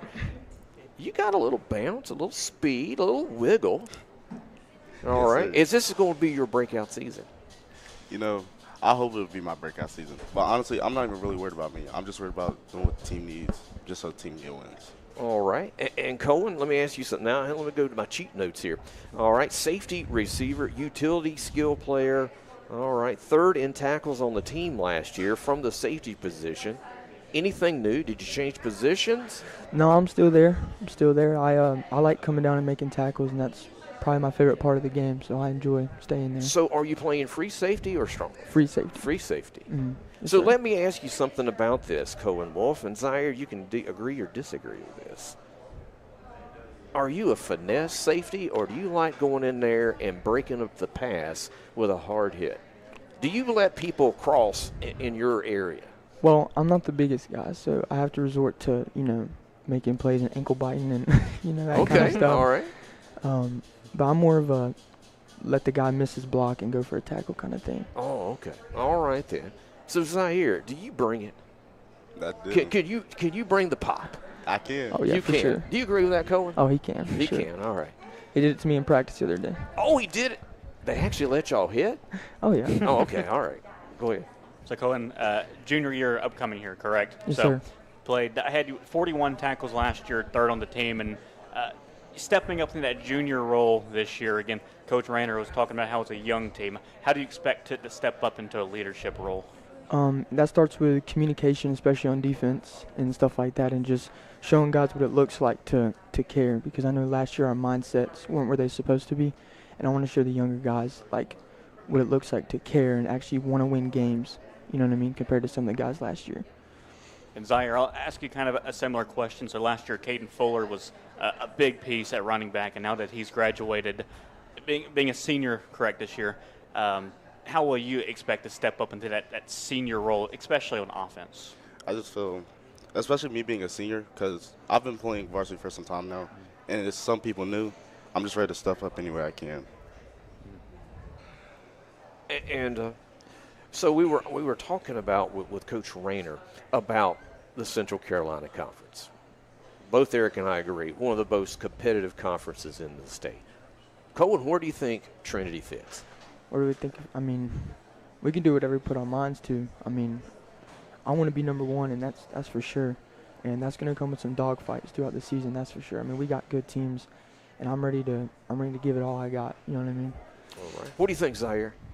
I agree with him. There's a lot of hard teams, and there's going to be a lot of dogfights this season. But honestly, I feel like we could really keep up with these teams. For sure. Zaire, I want to ask, how does your personal play style fit into kind of the style and schemes that Coach Ranner and the staff is incorporating? Because we do a lot of run plays for sure, but, like, I know my speed and my shiftiness, I'm able to, like, work my way through. So it's like if there's not some holes, I could create some. Now, Cohen, I'll ask you the same question. I'm more of a short route kind of guy, and I like to run short routes to get open space. And what our offensive coordinator has done for us this season, because we got a new one, I like what he's doing and he's given us a lot of open space, and I think we'll be able to work with that. So I'm excited for that. So, but I have both of you here. Zaire Gill is the running back. All right. So in the scheme that's coming up, we don't want to give away your secrets. All right. But you're probably going to be in the shotgun, correct? One back? Yeah. Shotgun? All right. Are you excited about that? Are you excited about being the featured back? Yeah, I'm excited. I'm ready for it. You're ready for it, huh? Yes, sir. Right. Okay. And Cohen, you'll be back at your and you were mentioning that back in your receiving position. Yes, sir. All right. And you're the slot receiver, I'm going to guess. Yes, sir. All right. Find that empty area in the zone over the middle. Have you ever been lit up? Oh, yeah. There was one time last year, Thomasville, some big dude lit me up. I was running I don't know what it was. I think it was a slant. And that happens. That comes with football. I mean, you know, you gotta be able to get back up and play another snap, play the rest of the game, because it happens. You know what I mean? I like asking running backs this question.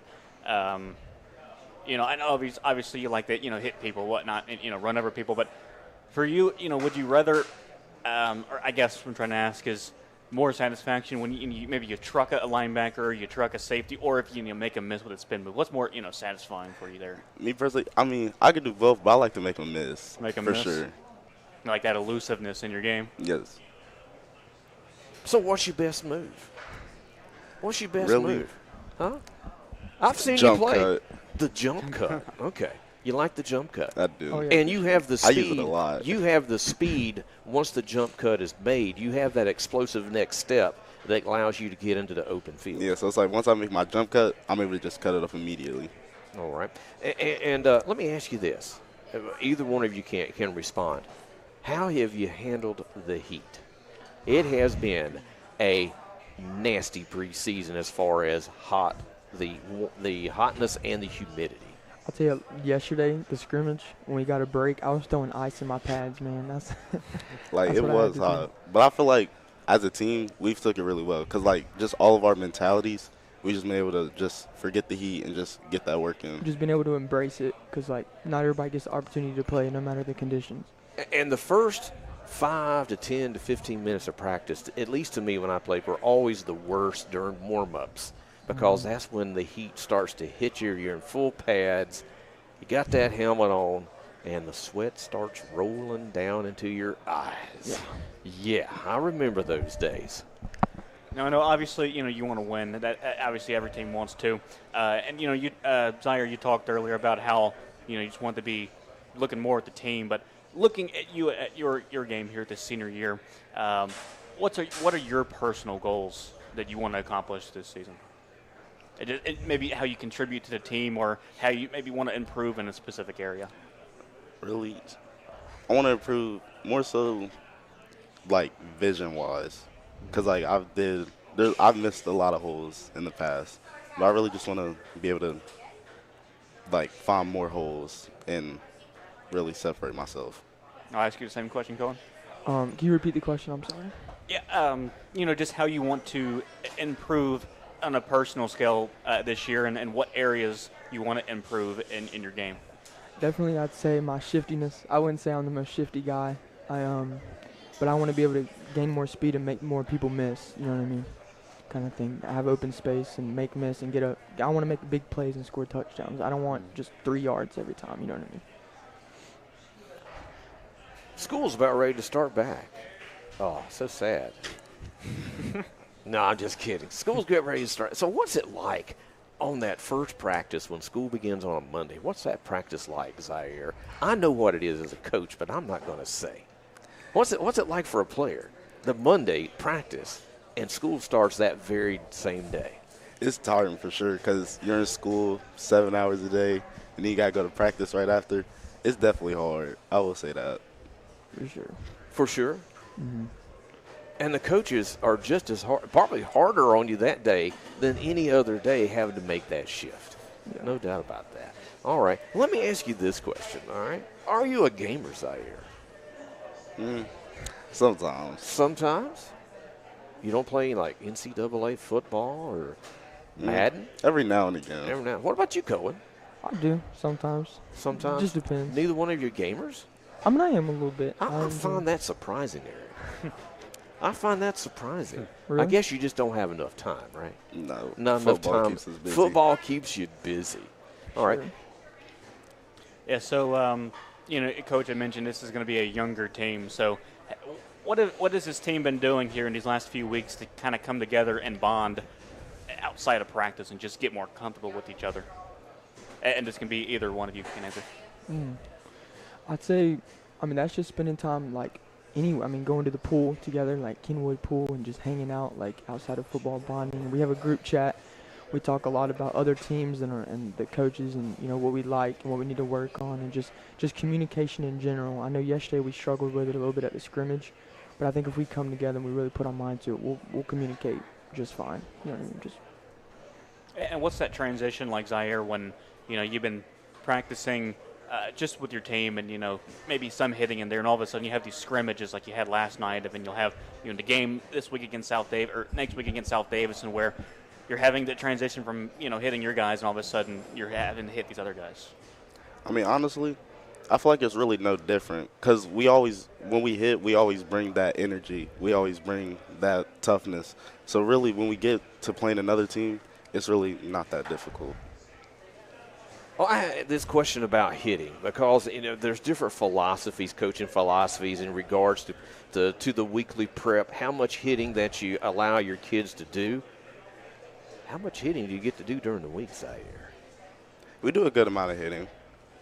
That's no dummies, no pads. It's just go get them. Yeah, we just go get them. Just go get them. That's like full pads. Go get them. That's like once a week. Once a week. The rest we'll do pads and we'll thud. Is what or you thud, you thud and match up or fit up, form fit. Okay, all right. And I realize you have low numbers that you want as a coach. You don't want to really expose your kids to a lot of contact during the week because you want to avoid injuries and you don't want to wear them out and they're not ready for for Friday. All right. So what do y'all do in your full pads when they actually let you hit? Well, I'm going at people. We do like team offense and defense, and so we'll have a scout team.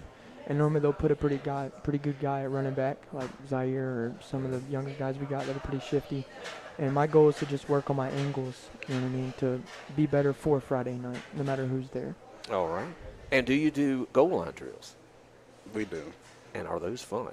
They are. They are fun. Okay, great. All right. And, unfortunately, our time is coming to an end. We could talk all day. Hey, I want to think about it. Preseason huddle all day. Get Tony to next year maybe. Maybe next year we'll expand it a little bit. Enjoy talking to both of you. The best of luck to you as you play the Wildcats out in South Davidson coming on Friday. And we look forward to coming to Trinity High School and doing a couple of games there in Bulldog territory. All right, we're going to cut to a commercial break, and we'll be right back. And we'll see on the schedule we have Bruce and Dennis, and it'll be Southwestern Randolph, and it'll be head coach Seth Baxter, and the featured players will be Nathan Garner and Asher Haggerty. We'll be right back. You're listening to and viewing SportsTone's Preseason Huddle here at Sir Pizza in Randleman.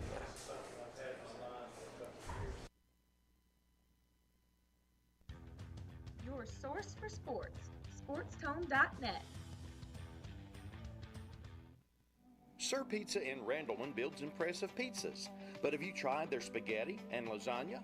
The spaghetti dinner and the lasagna dinner each comes with a salad with your choice of dressings and French or garlic bread. Or you can get your spaghetti or lasagna a la carte, all for an amazing low Sir Pizza price. Take the family on over to Sir Pizza in Randleman or place your order to go. Sir Pizza in Randleman, open for lunch and dinner at 413 South Main Street. Summertime is a magical time for making memories with family vacations, cookouts, and taking in a ball game.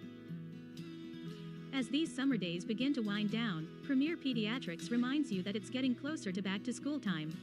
So, parents, don't forget to schedule a health assessment or sports physical for your child before the new school year begins. Schedule an appointment for your child at Premier Pediatrics, 530 Greensboro Street in Asheboro. Dixon Heating and Cooling Services offers quality work and trusted results while servicing Randolph and surrounding counties. We provide sales, service, and installation of heating and cooling systems. Dixon Heating and Cooling Services is licensed and insured. Stay cool in the summer and warm in the winter. And remember, if your air needs fixing, better call Dixon. When you smile, the whole world smiles with you. Taking care of your smile is what Dr. Cleve Dunn does best. Their dentist office employs lots of smile experts. A smile is the shortest distance between two people. Dr. Cleve Dunn is a dentist in Asheboro and has been providing smiles for his patients since 1981. Dr. Cleve Dunn is located at 310 West Salisbury Street in Asheboro and has been a longtime supporter of Randolph County Athletics. SportsTone has a football bog bag to give away today. This SportsTone football bog bag is packed with items to make your fan experience better. Go to the SportsTone Facebook page, publicly share the video that's promoting today's show, and share that post. Then comment that you shared the video. This will get you registered to win the SportsTone football bog bag. Publicly share the video to your page and comment that you shared the video. We'll announce the winner later tonight on the SportsTone Facebook page. You're listening to the SportsTone Preseason Huddle, presented by Sir Pizza in Randleman.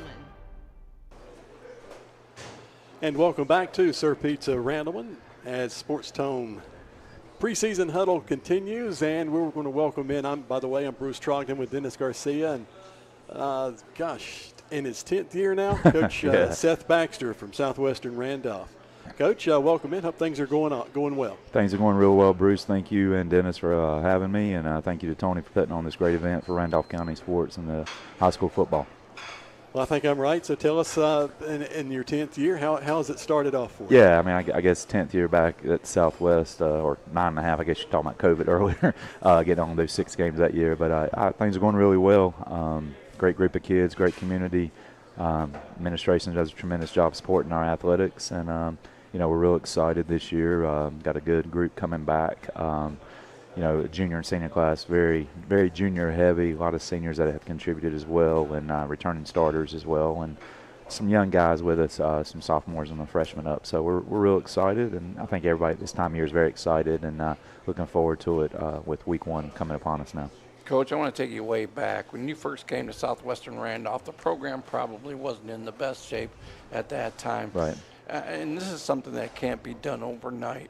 Yes, sir. Just talk about the things that you've done, the things that these kids have done, the support you've had over the last, whatever. I mean, especially the last 6 years. You guys haven't had a losing season in those 6 years.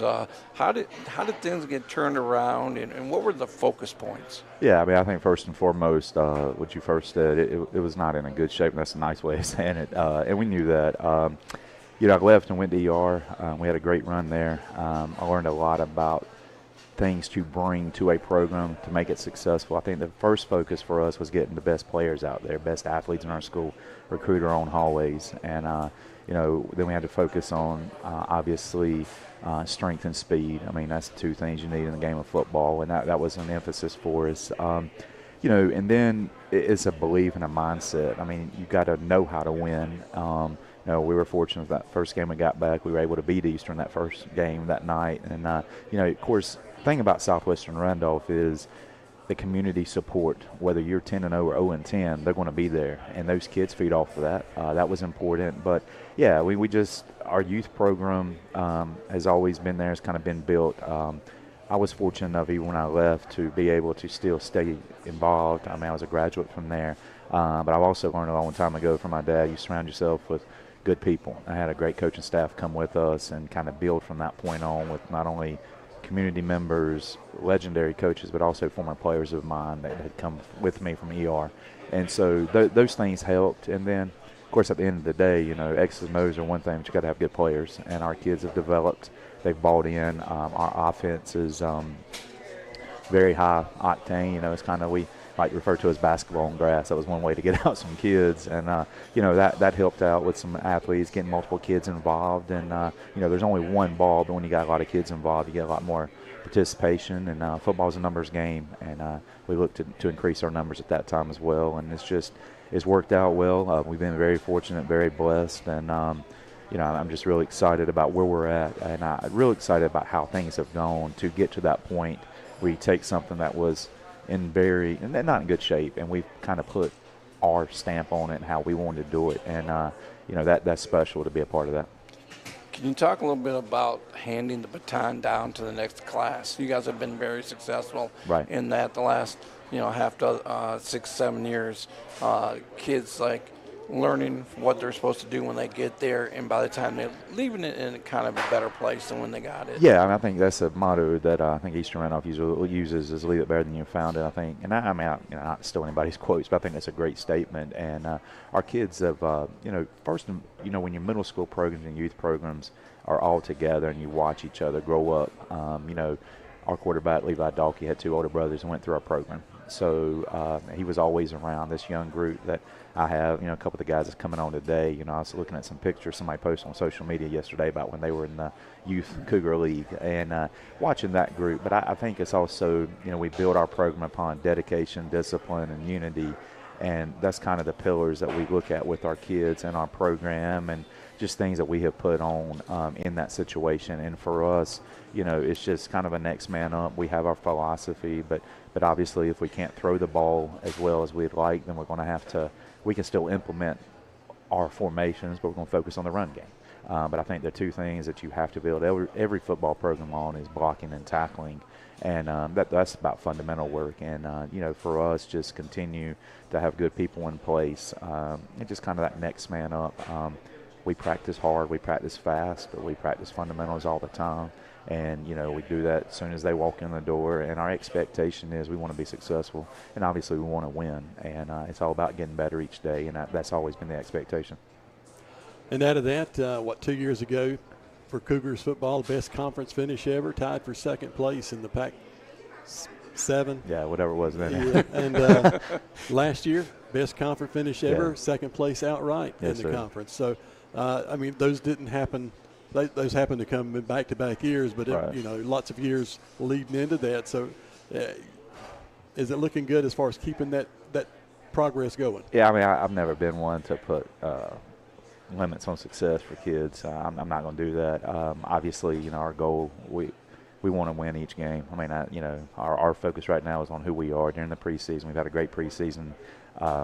You know, our next focus is East Davidson, but ultimately in our conference we know who we have to go through to get to where we want to get. And obviously we finished second. We've had some really good teams. We've had some teams that, you know, go back to the Adam Cole and Easton Clapp team that we were one play away from winning the conference championship, and we could not make a stop. They busted a long run on us and ended up beating us on that play. So we feel like we know where we've got to get to. We feel like our kids, you know, each kid has their own role and own responsibility. You know, we rotate so many different groups. I know Dennis and I talked about the selflessness of our kids and what they do to contribute to each other's success. And I think as long as they understand at the end of the day, when the clock ends 0, we want to win. And as long as we have more points than the other team, you know, I think the limits of success on kids are limitless. Coach, every year teams lose seniors to graduation. Yeah. You've lost some good ones, but especially a really, really good one. Somebody who meant so much to your team. How do you kind of come back from the loss of Shepard and kind of have somebody take his place? Is it more than one person trying to do it? Yeah, one person's not going to replace what he did for our team. You know, he set every rushing record that's been there, touchdowns and yardage. And, you know, Dennis, the thing about it is everybody knew where the ball was going, you know, most of the time, but our kids sacrificed that and did their role. And as coaching staff, we had to be very creative. As far as what we're going to have to do. And I think we have 7 kids back returning that were all conference members last year. We have 10 different players that started at one time on our defense. Obviously, offensively, we lost some players, but for us offensively, we had so many, these 2 young men you'll speak to earlier were involved in different formations, maybe not the focus, but they were involved in several different of our looks. Nate will be one of the focus points running the football, but he catches the ball really well. I think you'll see a lot of different formations out of us. Levi will run the ball more this year than he probably did a year ago to begin the year. So I feel like for us offensively it's going to be a lot more I use the word dynamic because I think several kids can get involved in this place, and I think that's going to be key for us. But there's no replacing Brody Shepard and what he meant to our program. But as you alluded to earlier, the thing about high school sports is they're with you for 4 years, they graduate, and it's somebody else's turn, and that's the part of coaching that you love, is to watch kids develop. Coach, you start off, don't know if this is good or bad. East Davidson, your first opponent, not going through a very good spell right now. Yeah. Does that make it tough knowing, or is that a good way to start with new players? Yeah, I really don't know. The day and time we're in now, I don't know that any high school team, who's exactly going to be on the team from year to year. So we haven't even watched East Davidson on tape yet, to be honest with you. We've heard they're really big, but right now we're looking in the mirror, taking care of ourselves, being concerned with what Southwestern Randolph's going to do. But we have had 2 scrimmages, and I would be willing to say of the 18 years I've been a head football coach between Eastern and Southwest, that in 2 scrimmages we have looked as sharp than I've ever had I had a team look in 2 scrimmages. We saw Southern Guilford and Eden Moorhead the first scrimmage, and then last night went up against West Davidson and Lincoln Charter, who I think are 2 teams that's going to have really good years, and I thought we really did well with a lot of kids stepping up in different roles. Coach, I know we just got a few minutes left, but Levi Dockey, you told me some stories about Levi and his selflessness and his leadership abilities. Having a kid like that leading this team has got to be a big plus. Oh, it's huge. It's another coach on the field. I told you, I've still last year, coaches now, for me, I'll say this, I'm not going to speak for others, but coaches do a great job now of listening to your players, what they see on the field. As a quarterback, he sees more than I can see from the sideline, but multiple times last year, he said to me one day in practice, Coach, right before the snap, let me just slide over. I'll be glad to be the lead blocker for Brody on a play. I mean, that's selflessness, Dennis. You and I've had that same conversation. He has thrown the ball really well. He's trained all summer, all off season, getting used to this, getting ready to be the guy and run our offense. I mean, it's a very no-huddle attack, and he's done a tremendous job. But now he's calling some stuff from the line. He's telling me what he is seeing. Go ahead. I mean, you've got it. You know the playbook. He knows, even as a junior, he's only played quarterback 1 year last year, but he knows the playbook as well as anybody I've had at that position. Knows where everybody's going to be at every play, and that's very special. And when you have that on the field, it makes things a lot easier standing on the sideline. Well, it certainly does allow kids to follow him when they know he's doing the right things. Yeah, and he does in all sports. I mean, that's just who he is, and that's how he was raised. His mom and dad have done a tremendous job. He's the youngest of 3 brothers, and that's special. And having all these guys with us, but yeah, having him able to lead our offense is very, very key for us in our success. Coach Seth Baxter, Southwestern Randolph, appreciate you joining us this morning, Coach. And we're going to talk to a couple of players here in just a minute, but thanks again, and good luck opening up at home right next Friday. Yes, sir. Thank you, guys. And I think it's Hall of Fame night at Southwestern Randolph, so come on out, and look forward to having you guys with us this year. Thank you very much. Back with more of the preseason huddle coming up from Randleman Sir Pizza on SportsTone. Let's get back to talking football with the SportsTone Preseason Huddle presented by Sir Pizza in Randleman. Hey everyone, Jan Patterson here, lead pastor at Crestview Wesleyan Church, 180 Crestview Church Road. We love supporting and sponsoring our young student athletes all across the county. We also love supporting them here Sunday mornings at 10:45, and we would love you to be a part of that process as we mold and grow our young athletes into becoming great citizens in this county. We would love to see you here Sunday mornings, 10:45. You belong here. Experience entertainment like never before with the historic Sunset Theater, the showplace of downtown Asheboro. The Sunset Theater brings you concerts, live theater, films, and unforgettable special events, all under one roof. Grab your friends, plan a date night, or bring the whole family.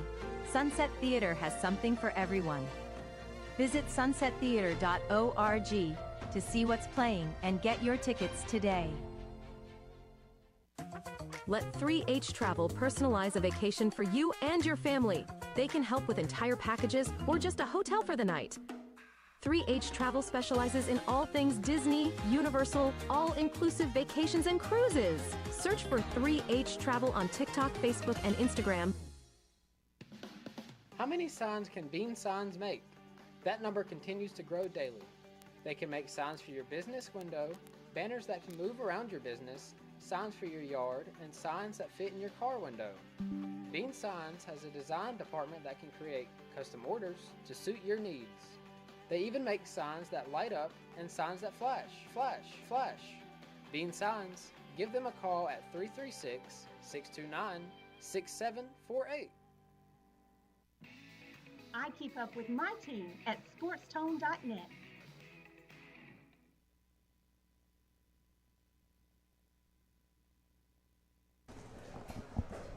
Welcome back to Preseason Huddle on SportsTone from Sir Pizza and Randleman. Bruce Strong and Dennis Garcia, joined by a couple of Cougars.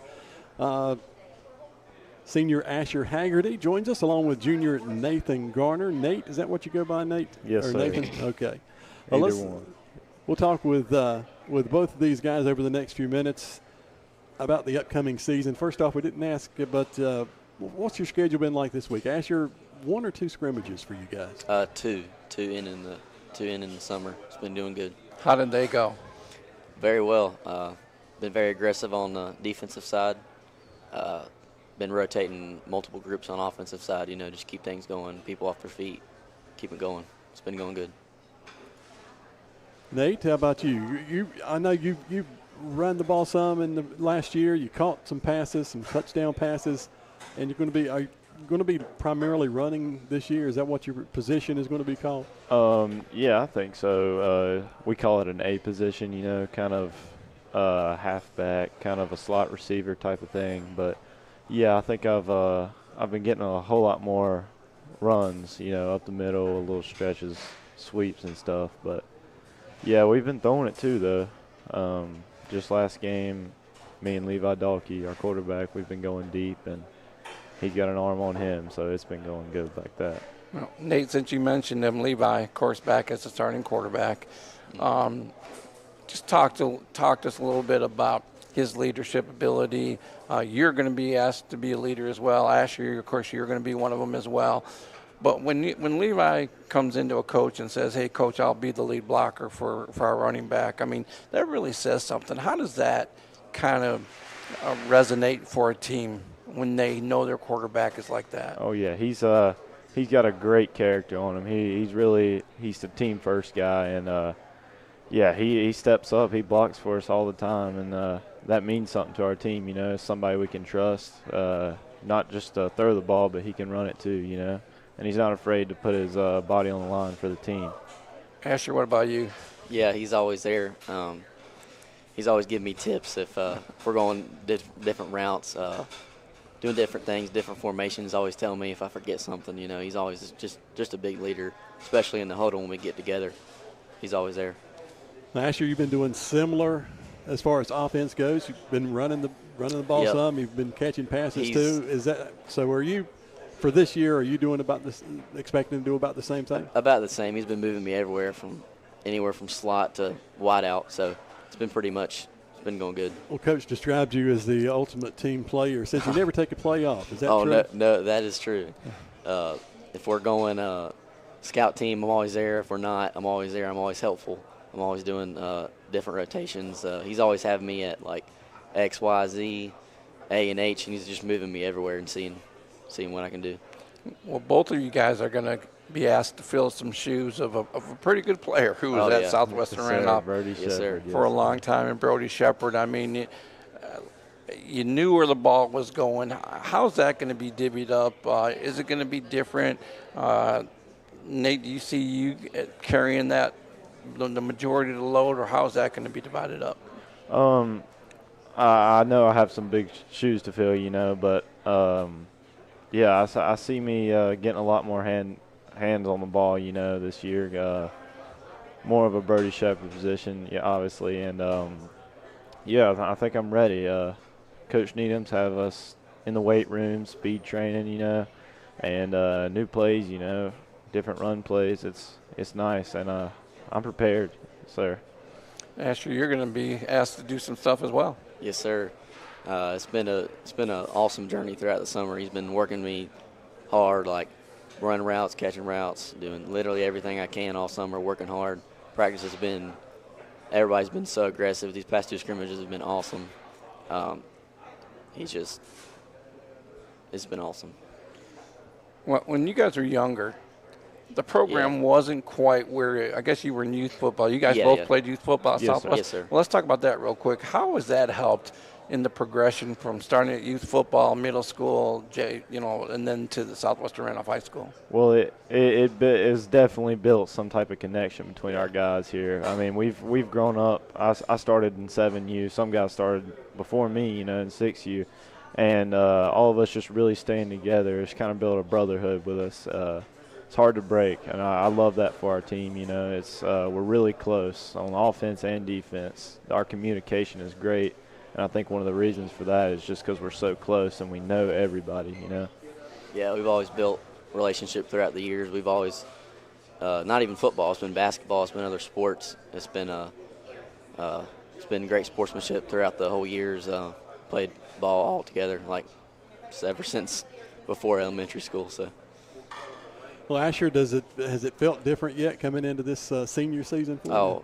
It definitely has for sure. I'm looking back at all the memories I've had throughout these years and with all my buddies. In what way does it feel different? Is it just the fact that it's the last one, or do you feel like more of a leader now as a senior? I definitely feel more of a leader now, and just looking over the guys, like all these young kids just didn't have it like we did last year. So. Yeah, let's talk a little bit about the no huddle. I know Coach Baxter's been using the no huddle. Yeah.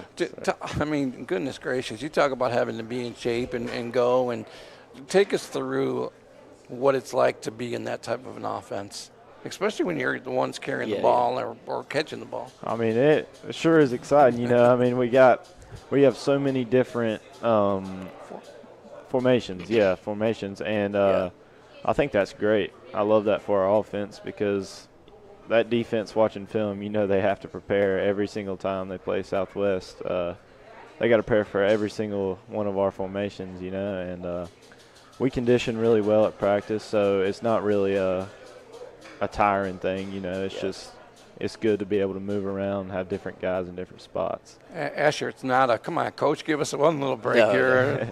Yeah, it's if you're not on the field, you're running straight to the sideline and getting your butt off the field. It definitely helps a lot without the huddle, because all you got to do is just look down at your wristband and it just tells you what to do, especially having hundreds of different plays, So, Bruce, I got one more question, and then I can let you go.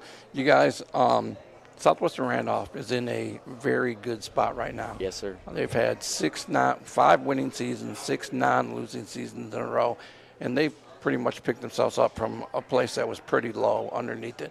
What's it like to have been a big part of that resurgence of this football program, and even walking around in school? What's that like? It feels great, seeing our team succeed, and especially our community that supports us so well. Seeing our community happy and seeing everybody come out and pack the stands, that's something to be proud of, and it's awesome. Great experience. Yeah, it really gives us confidence. I mean, every player really gives them confidence. Just walking around in school, all the teachers celebrating and just giving you straight joy. It's awesome. I want to go back. Just one quick question about the start of practice as far as the early August, or maybe putting in a new play with the no-huddle offense.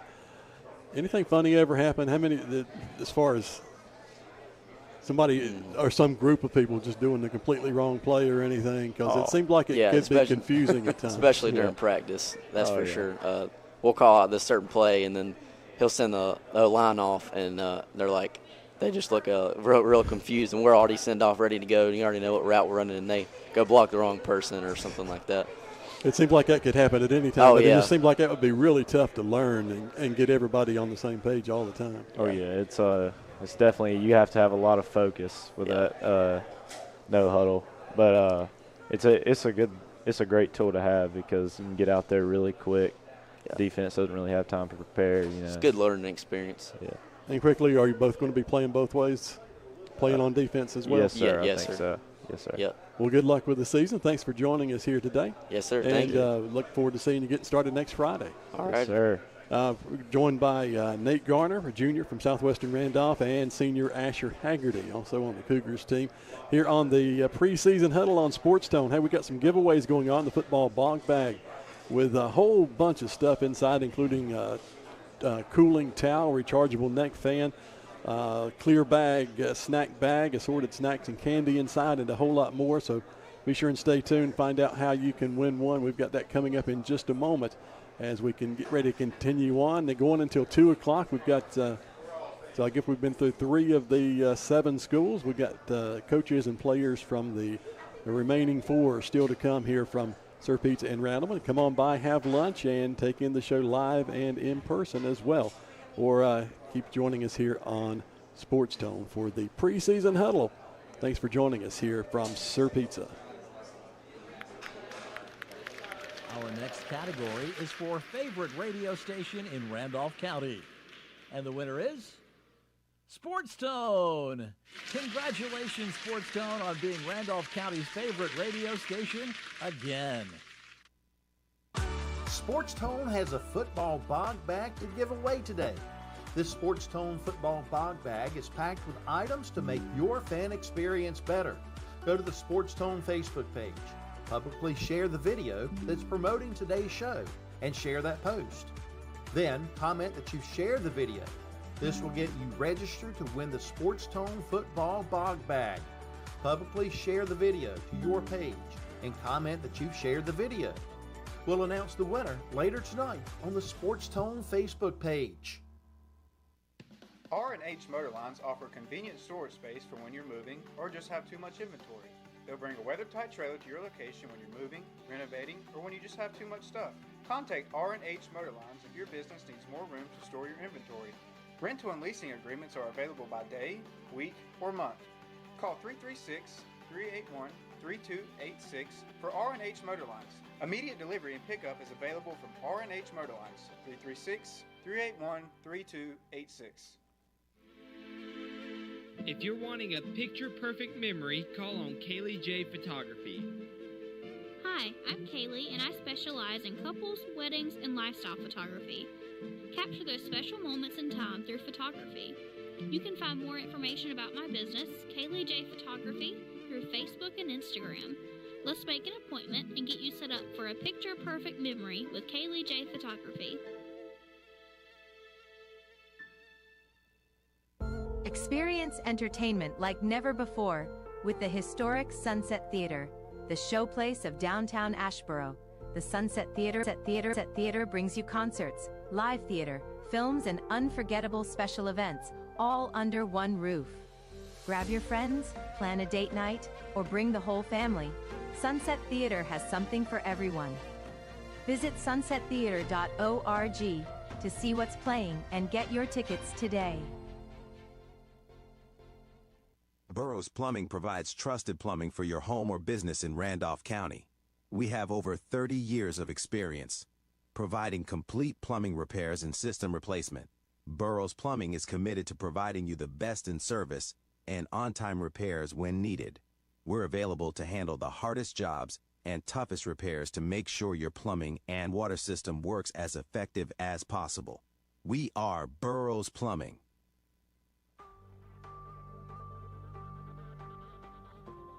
This is the SportsTone Preseason Huddle presented by Sir Pizza in Randleman. And welcome back to our show. We're inside the huddle right now and be going no huddle. How about that? You want to go no huddle? We can. We're okay. capable. All right. I'm Tony Wright, Doug Ward back with you, and we've got Coach David Diamond from the Randleman Tigers with us, the second year as the head coach of the Tigers. And Coach, tell us what's going on in Tiger Town. Well, we just finished our second and final scrimmage last night against Rockingham. We came out healthy, a lot of positives, a lot of things to work on, just very typical. We've had a great beginning to our season with our practices. Kids have shown up, they're buying in, they're working very, very hard, they're understanding that we got to work on our weaknesses, improve on our strengths. All in all, it's been a very, very busy start, as is with everyone. But I think we're at a good spot. We're healthy for the most part, and I think last night was really good for us. I think we had more positives than negatives, and a lot of people stepped up and kind of showed us what they could do in live action. But the kids are just hungry. Everybody's 0-0 right now. Everybody's hungry. Everybody's excited and can't wait to hit an opposite color jersey. So it was exciting to see my staff and the fans and the kids, and just a Friday night environment last night to kind of kick things off for this football season. And we met as a staff this morning and talked a little bit about, I think y'all got Providence Grove coming on here a little bit, so we met and talked a little bit about PG, and that'll be a very, very tough test week 1. But the kids are hungry, they're excited, we're all looking forward to it. So you got starters coming back. You've got looks like 5 on offense, 1 on defense. Yes, sir. That's a big hill to climb right there, getting some experience. Yes, our defense, I thought, being an offensive coordinator, defense I thought carried us last year. We were able to get some 3 and outs and some extra possessions offensively, but we lost a lot. Offensively, we lost 6 of the 11. We returned 5, but we lost kind of the captain of our ship, and that was John Kirkpatrick. And if you look off the percentage of our total offense that John had, it was a tremendous amount. And so Reed Herring, who's going to be our quarterback this season, has stepped up, and he's always been a worker since the day I got here. But he's going to be our quarterback, and I think he's going to jump in and not miss a beat. Had a good night last night, and then his supporting cast is solid. A couple guys you're going to talk to here in a little bit, running back and 1 wide receiver. They're solid seniors for us, play both ways. We have some experience, but just they weren't consistently starting. We had a big senior group last year, an experienced senior group that had a lot of varsity snaps. So they played a lot of football. So I think our emphasis is we got to get better each and every day, and understand that we are going to have adversity, but it's all about how you respond, and just move forward. But last night I think proved to some of our coaches that the players might not have the experience, but I think the capability is there. We got to be patient and keep pushing them and direct them the right way and put them in the best possible position to be successful. So. Talking with Coach David Diamond of the Randleman Tigers, and before we go any further, I want to remind you to click that thumbs up button on the YouTube video. Click that like button and share this video to your page so more people will know to be able to tune in and listen to the remainder of the preseason huddle presented by Sir Pizza and Randleman. And if you've not done so far, be sure to like and subscribe to our SportsTone YouTube channel. We want to build a big community on this particular platform. Well, Coach, it doesn't matter which sport it is. It can be football or volleyball or tennis, whatever sport it is. Every year you're going to have seniors that graduate, and you got to have players ready to fill in those positions. What are you looking for in these 2 weeks of practices and scrimmages and things to get you ready for week 1? I think everybody right now has a good idea of their first 11. I think the big thing for us is this whole beginning of the season, we've kind of set a tone to establish. We need some leaders, right? We need some leaders in the locker room, some leaders out there that are coaches on the field. So we've been working, really hard on developing and finding who those leaders are. Repeat the question again. What are you looking for in these first 2 weeks of practices to get you ready for week number 1? Right. So we probably know who our first 11 guys are. Most coaching staffs do, but it's the next man up. We've got to have that guy. When a helmet pops off on an offensive lineman, to go in there at left guard and not take a step back. And so I think that is the biggest hurdle, because with the heat and the inevitable injuries that happen in the game that we play, when a guy goes out or a guy goes down, you don't need to miss a beat. And I think that's a big area that we're trying to figure out. Who's that next guy? Who's that next guy? Is this guy capable of being a 5 technique like our starter? Et cetera, et cetera. And I think that last night we found a few more that were able to jump in there, whether it be an injury from a starter or someone needs to take a break, they need to spell somebody. And so I think we found a lot out last night in that scrimmage, but it's a very long season with a difficult non-conference schedule. Let me play off that just a little bit. Okay. You've been going at it with practice, 2.5 weeks? Yes, sir. Yep.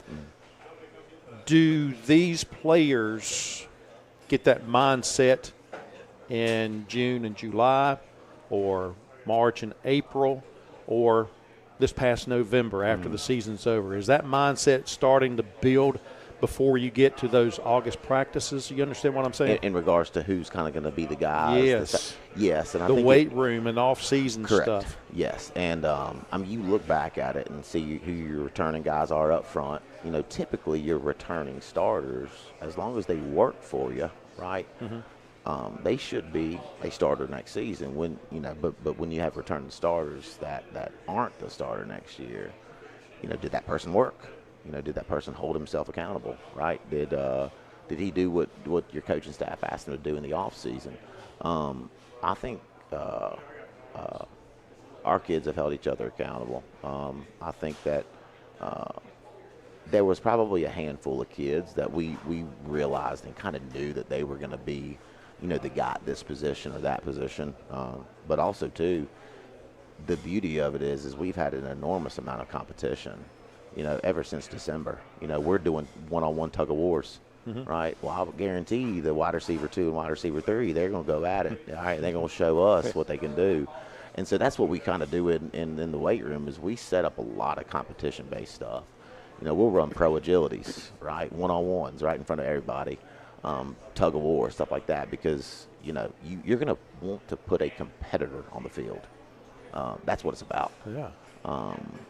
So I think in our off season, the weight room, and because that's where our culture is really established, I think we found out a lot there.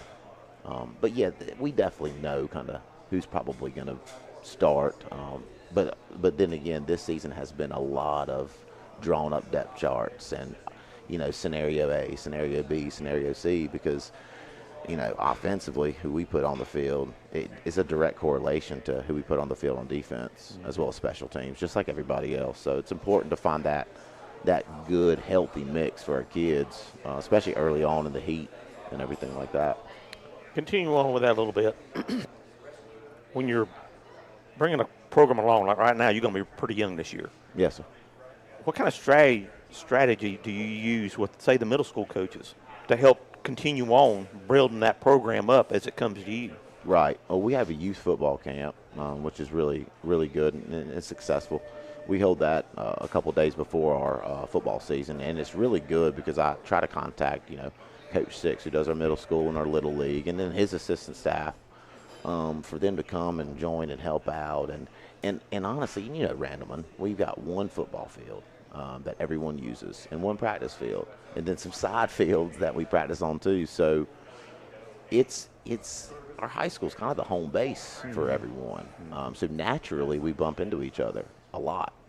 But I do have a good relationship with Coach Six, we talk a good bit, as well as the other coaches, right?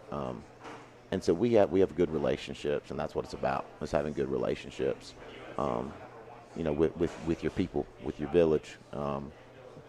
And he does a fine job. But we always talk about, hey, there's a big boy walking the halls. He's a sixth grader, right? Or this kid, hey, we were playing tag, and he did not get touched for 30 straight minutes. Like, we talk about little things like that, and I think really all coaches talk like that, around Randleman and probably other places too. But just keep staying in the loop with the kids that are kind of getting lost in the shuffle, right?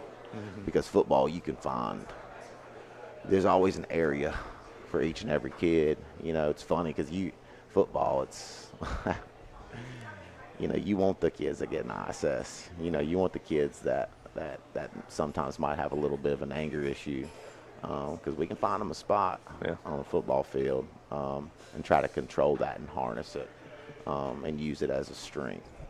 But I think that's the beauty of football. But we do a really good job of communicating and keeping each other in the loop, coaches-wise, from high school, middle school to Little League. So. We're talking with Coach David Diamond from the Randleman Tigers. We've got a couple of Tiger players coming in here in just a few moments. But, Coach, how have the numbers been out for you this year, varsity and JV-wise? We have a smaller than probably normal senior group. I think we got 11 seniors. And then we have a pretty big junior group, 18 to 20. And then the sophomore group's a little on the lower side. And then a pretty big freshman group. So, I mean, it's up, down, up, down. But, and I think a pretty good 8th grade group coming in, probably 18 to 22, maybe 25, after it's all said and done. So we just have a couple classes that are just low on the number side. Mm-hmm. Maybe when school starts, there might be some people that, some of those sophomores that don't have their license, right, that just were incapable of coming to summer stuff.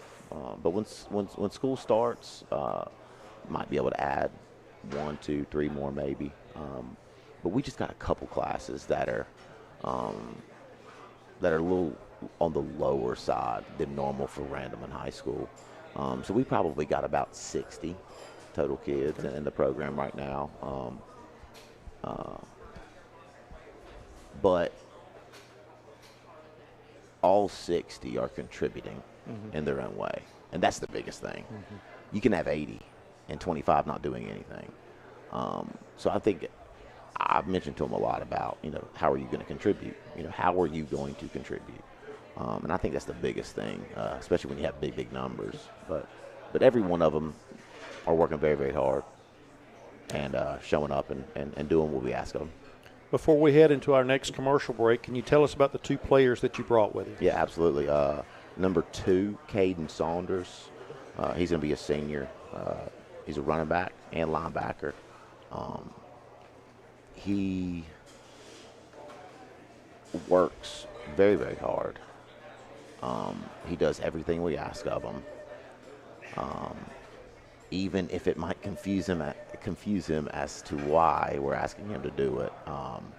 He's really grown up since last year. And he's kind of running and playing and moving around with a chip on his shoulder, Mm-hmm. But he is going to be a big-time player for us this year, and that's number 2, Caden Saunders. He'll be a senior. And the players also voted on him as being one of their captains this year. Mm-hmm. So he's gonna be a big-time player for us, hopefully a big-time leader for us this year. And then the other one is Trey Burnett. He'll be number 1 this year. He was number 11 last year.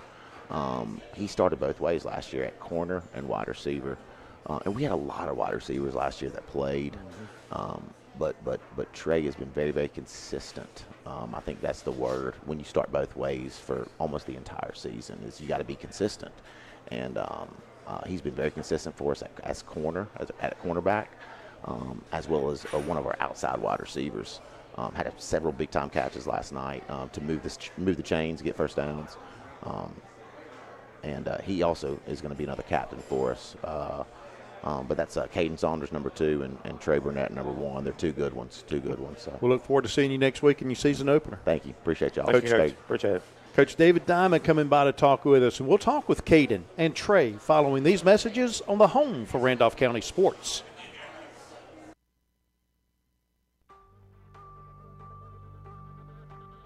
Welcome back to the SportsTone Preseason Huddle, presented by Sir Pizza in Randleman.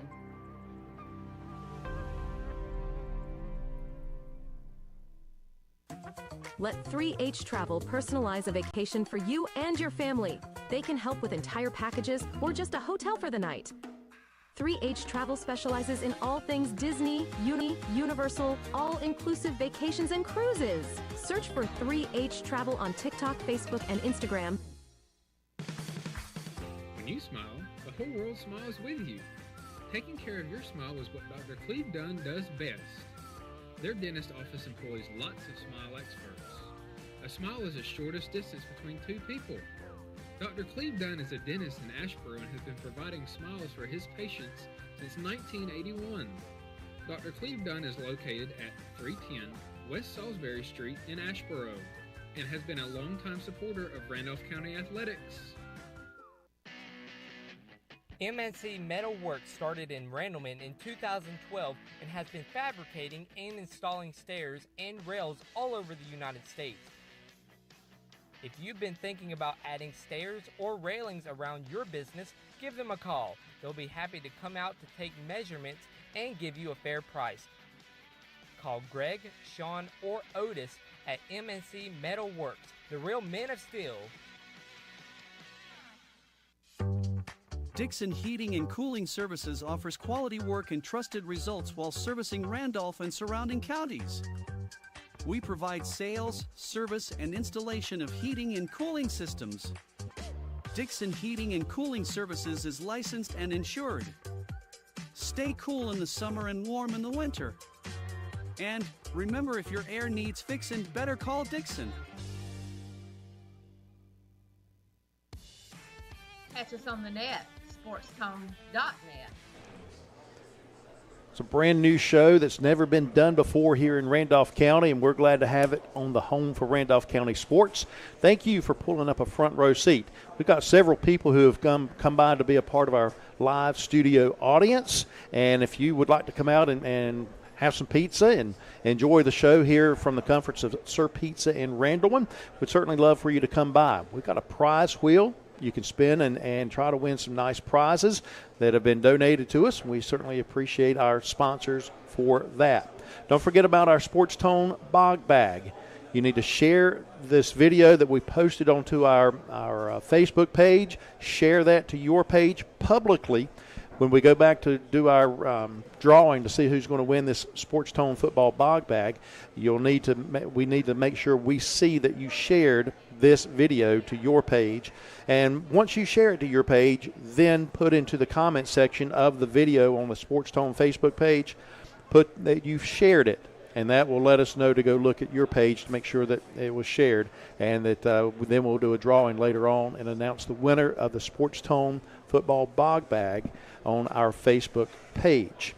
He's Doug Ward. I'm Tony Wright. And let's bring in a couple of Randleman Tiger football players, Caden Saunders and Trey Burnett. Guys, welcome to the huddle. Nice to be here. Thank you. We went sort of no huddle with Coach Diamond just a moment ago, so let's continue that theme here. And Caden, tell us what position you play and what role you have. I play running back, and I have a pretty big role in Randleman high school football. I'm a senior. I'm a captain. Okay. And Trey, tell us your position and what your role is going to be. I'm currently a receiver and a cornerback for Randleman. I'm also a senior, and I'm also one of the captains on the football team as well. Tell us how that came about. How did you get to be captain? So one day we was in the weight room and we was lifting, and then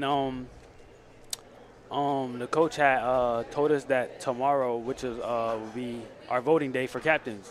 So everybody on the team went to vote, and I was selected as one of the captains. Was it the same thing for you? Yes, sir. Yeah. How's that make you feel? Feels pretty good. Feels that my teammates believe in me and rely on me. Lost first couple of games, first 2 out of 3 last year. So What changed in the season maybe during that time to get you on that roll of winning streak? I feel like we became more violent. We was just really in that rest of the. We was just really in the set the tone. So.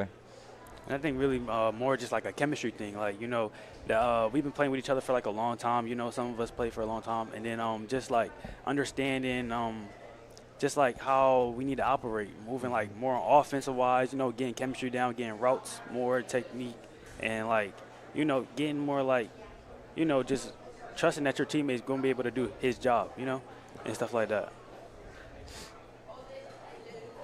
Well, Trey, whenever we were talking with Coach Diamond just a moment ago, I brought up the idea that you don't earn your positions from July 29th to August 21st. You earn those positions through non-season workouts, through preparing your mind. Then you get out there and you battle once practice starts at the end of July. Yep. What kind of things, Trey, have you done to improve yourself from November of last year to August of this year?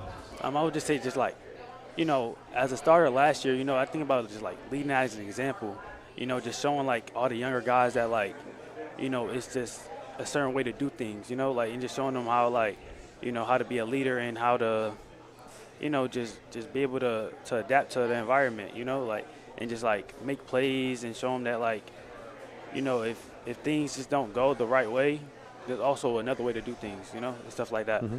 And I feel like, you know, some of our teammates, you know, they want to be on the field, they want to do things, you know, to help the team out, but it's just like, I feel like if you are trying to, you know, like get on the field and help the team out, I think you just need to work, you know what I'm saying? Work hard and, you know, like we're in the weight room a lot, you know?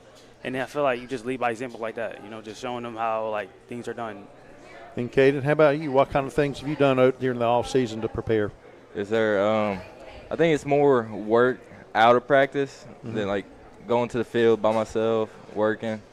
Being in the weight room, just showing that I can be one of those players. Mm-hmm.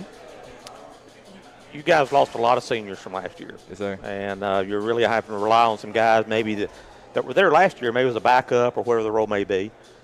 What are some of the things that you're seeing from the practices right now that you're seeing guys stepping up? Are you seeing that right now? Is it some of the younger guys? Is it some of the ones that were backups last year? What kind of feeling you get out there? What I'm seeing is some of the younger guys are stepping up. You know, some younger guys are starting to become starters, and they're just showing us more and more and more, you know, work ethic in practice. And also, I would just say one of our teammates is a freshman, Sean, and he showed us in practice. He wasn't playing as much early out. And then, you know, practice started, and time again, he became one of the starting D-line on the field. And I think it's more like as a repetition thing, you know, getting more reps, and then, you know, just come better one day, you know. So you've had a couple of scrimmage dates, Monday and Friday of this week. What kind of things did you take out of the scrimmages, Caden? I took out, like, trusting my line more, just going, hitting the holes. So whenever you are a running back, I've never been a running back, so I'm going to get the perspective from your eyes. When you get the ball, you know it's going to be a running play to the right side or to the left side or straight up the gut. It doesn't matter. What are your reads to know which side of the guard to go on or which side of the center, the tackle? You know what I'm saying? I usually have a set spot to go to, like following my pulling guards, following my H-back. They're just going to lead me to the hole, lead me to greatness. Yeah, victory. Okay. And, Trey, I ask you, I believe you're a receiver, right? Yes, sir. You are going to be blocking a lot downfield. You're going to be running pass patterns too. Uh-huh.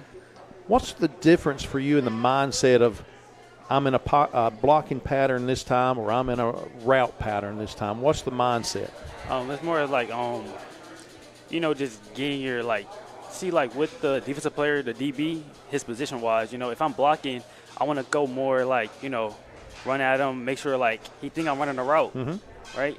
So it's just like more just like leading him up to do what I need him to do, basically. So it's like basically if I'm supposed to be blocking him inside, let me just step inside real quick and then get that inside shoulder and then just block him out, and just like if I'm running a route, anything I'm running a fade, and then come back into like a hitch route, I want to step outside to fake vertical and just set him up for the hitch route to get open, How smooth has the practices, even in scrimmages that you've had already thus far, been having that new leader in the backfield with you, Reed Herring, handing the ball off to you, out routes maybe, even going deep or whatever it may be over the middle? How's that transition going right now? It's actually been pretty good. Last year, we had like John, as our quarterback. He's a deep gunslinger, and having a transition from Reed, it's just he's taking everything mentally, just like getting his reps in mental. And then also just doing that on the field as well. He's staying in the pocket. He's delivering passes. He's taking hits, and he's doing what he needs to do as a quarterback right now. And his teammates got his back. We've been talking a lot of the offensive side, but both of you are on the defensive side as well. Sure. What kind of things have you been working on there? What are your expectations for Randleman's defense this year? We'll start with Caden. I feel like we're going to be a pretty good defense. We're going 100%, hitting the holes. Taking dropbacks, catching picks. Mm-hmm. How about you, Trey? Defense side, defense side is actually very well, but as like the season starts out, defense is kind of more better than offense as the season starts out because offense is still learning how to adapt to certain stuff and trying to figure out their chemistry wise. But I think if we just keep, getting those reps and just being coachable, on the defense side, I think we'll be good this whole year. Perfect. Anything else? Quick question. You're both offense, defense. Which would you rather play? Personally, I'd rather play both. I just can't sit on the sideline to me personally. I got to play both. Neither one of them come off the field very much, do you? Yeah. Guys, we appreciate you coming by and spending a little time with us in the no huddle, I guess we'll call this segment. But we got you guys against Providence Grove next week, so we look forward to seeing that. Yes, sir. Yes, sir. All right.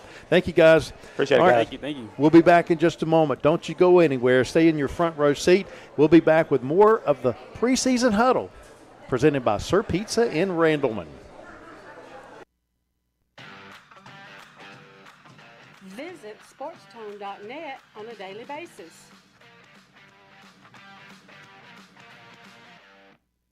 SportsTone has a football bog bag to give away today. This SportsTone football bog bag is packed with items to make your fan experience better. Go to the SportsTone Facebook page. Publicly share the video that's promoting today's show and share that post. Then comment that you share the video. This will get you registered to win the SportsTone football bog bag. Publicly share the video to your page and comment that you've shared the video. We'll announce the winner later tonight on the SportsTone Facebook page. Planning a funeral can be overwhelming, but you're not alone in this. Ridge Funeral Home and Cremation Service will be there to support you throughout this journey and make this process one of love, healing, and life celebration. There's a lot that goes into planning a funeral, but making those arrangements beforehand gives you the time to consider all of your options and make sure that you're covering all of the necessary details. Still feeling unsure? Call Ridge Funeral Home and Cremation Service in Asheboro. They can help and answer questions you may have. For 12 years in a row, you voted Pro PT the best in physical therapy, and now we're better than ever. We've moved to 706 South Fayetteville Street in Asheboro. Same expert team, same one-on-one care you trust. Now in a brand new space with private treatment rooms and cutting-edge equipment, including our all-new SkyTrack golf simulator. Come see us at Pro PT, where Randolph County gets better. Don't forget we have dogs. Summertime is a magical time for making memories with family vacations, cookouts, and taking in a ball game. As these summer days begin to wind down, Premier Pediatrics reminds you that it's getting closer to back-to-school time. So, parents, don't forget to schedule a health assessment or sports physical for your child before the new school year begins. Schedule an appointment for your child at Premier Pediatrics, 530 Greensboro Street in Asheboro. How many signs can Beam Signs make? That number continues to grow daily. They can make signs for your business window, banners that can move around your business, signs for your yard, and signs that fit in your car window. Bean Signs has a design department that can create custom orders to suit your needs. They even make signs that light up and signs that flash, flash, flash. Bean Signs. Give them a call at 336-629-6748. Thank you for pulling up a front row seat and listening to the SportsTone Preseason Huddle presented by Sir Pizza in Randleman. And back to it again. The Preseason Huddle here on SportsTone. We're at Sir Pizza, almost said. Oops, almost. Sir Pizza. Yeah. Sir Pizza here in Randleman, one of our great sponsors, and the Preseason Huddle continues. To my right, I have head coach Cody Moran from Providence Grove High School. Welcome to the show, Coach. Thanks, y'all. Thank y'all for doing this. And so I have my cheat notes here in front of me. I have 2025 Central Carolina Conference Coach of the Year. Yeah, somehow. We had good players. We had good players and good coaches. Were you surprised when they named you? I mean, I get the award, but that's not my award. That's our coaching staff's award. They probably know more about football than I do. I just get to manage everything and, try to keep players' heads cool and the coach's heads cool, but our coaching staff's great, so that's probably more their award than it is mine. All right. 8-3 last year, 5-0 Central Carolina Conference champs. I think the first conference championship for men's sports in Providence Grove history. No, not men's sports, just football. Just football. Oh, just football. Okay, yeah, just football. Thank football. you. All right. And what are your numbers like? This year our numbers are a little lower than last year. We have a small freshman class coming in. We still have a ton of guys that played last year, so we got some starters returning, but we're a little bit lower. We're going to do our best to field a JV team as long as we can. But at the end of the day, we may just have to get through the non-conference with those guys and pull them up and, roll the last 5 games of the year with. And that is a very difficult decision to make, because you want that JV program to be in place because that's the future of your program. Exactly. So we're going to do, everything we can to get them guys some playing time. It's not good for them to sit on the bench on Friday night and waste a year of high school football. So we'll get them some game experience, and then we'll do what we got to do after our bye week. But we got them in a jamboree. They got to play some, so we feel good about those. We got some good young guys, some good talent. We got a lot of talent at the middle school coming, so we feel pretty good about the future. And that is sort of the story across at least different sections of North Carolina. The numbers are down in different places. High Point Central, West Caldwell, and Graham have all canceled their varsity seasons. They're playing the JV schedule. Yeah, football's hard. People don't like hard. So we tell our players all the time, we're not just trying to make you better football players, we're trying to make you better men. And life's going to be hard. So you're learning life lessons out here. You got adversity that you got to fight through in life. Coming to practice every day in the heat is hard. But, I tell them as a dad, if I take a day off, it's not going to be good for my kids. So we can't take days off, and we're trying to teach them how to be great young men as well. Coming off of a season like you had last year, just a tremendous year for the Patriots. And, I know you returned plenty of players from that team, but you're also losing several big pieces.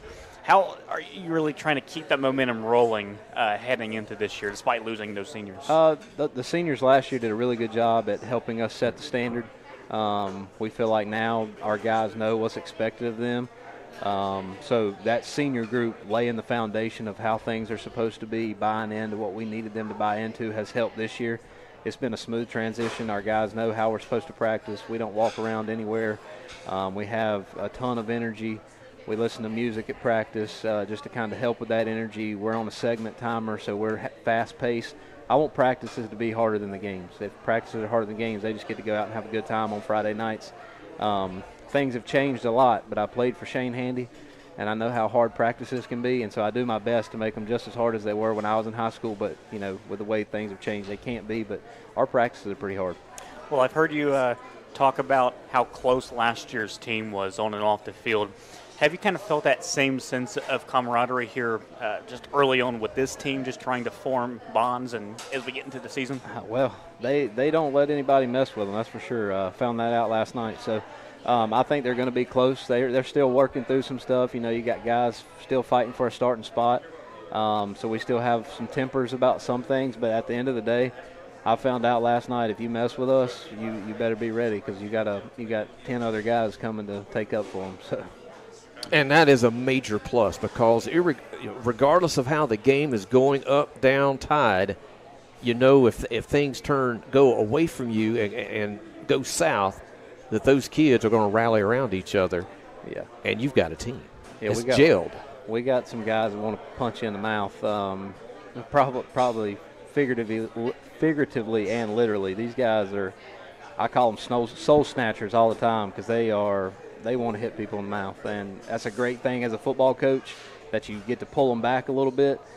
We just got to make sure that we're doing it between the whistles and playing good, clean football. But this is probably the most physical team that I've been a part of as a coach. And I'm glad to hear that, because I have been a critic. And when I bring the kids on the ball, and especially football players, we talk about the physicality. Yeah. And do you like to hit? Do you consider yourself a hitter? And the game, in my opinion, has been watered down, almost to the point. Excuse me, this is going to be critical. Probably in not. Some cases, let's just play flag football. I would agree with you. And I like it. You're not hurting my feelings. And I like it when you say your kids are physical and they like to go out and put a pad on somebody. Yeah, we got the two that you got here today. They'll hit you, and I've got a couple that couldn't be here because they're on vacation one last time before things really get rolling. But there is no doubt in my mind on Friday nights we are going to lay the licking on somebody.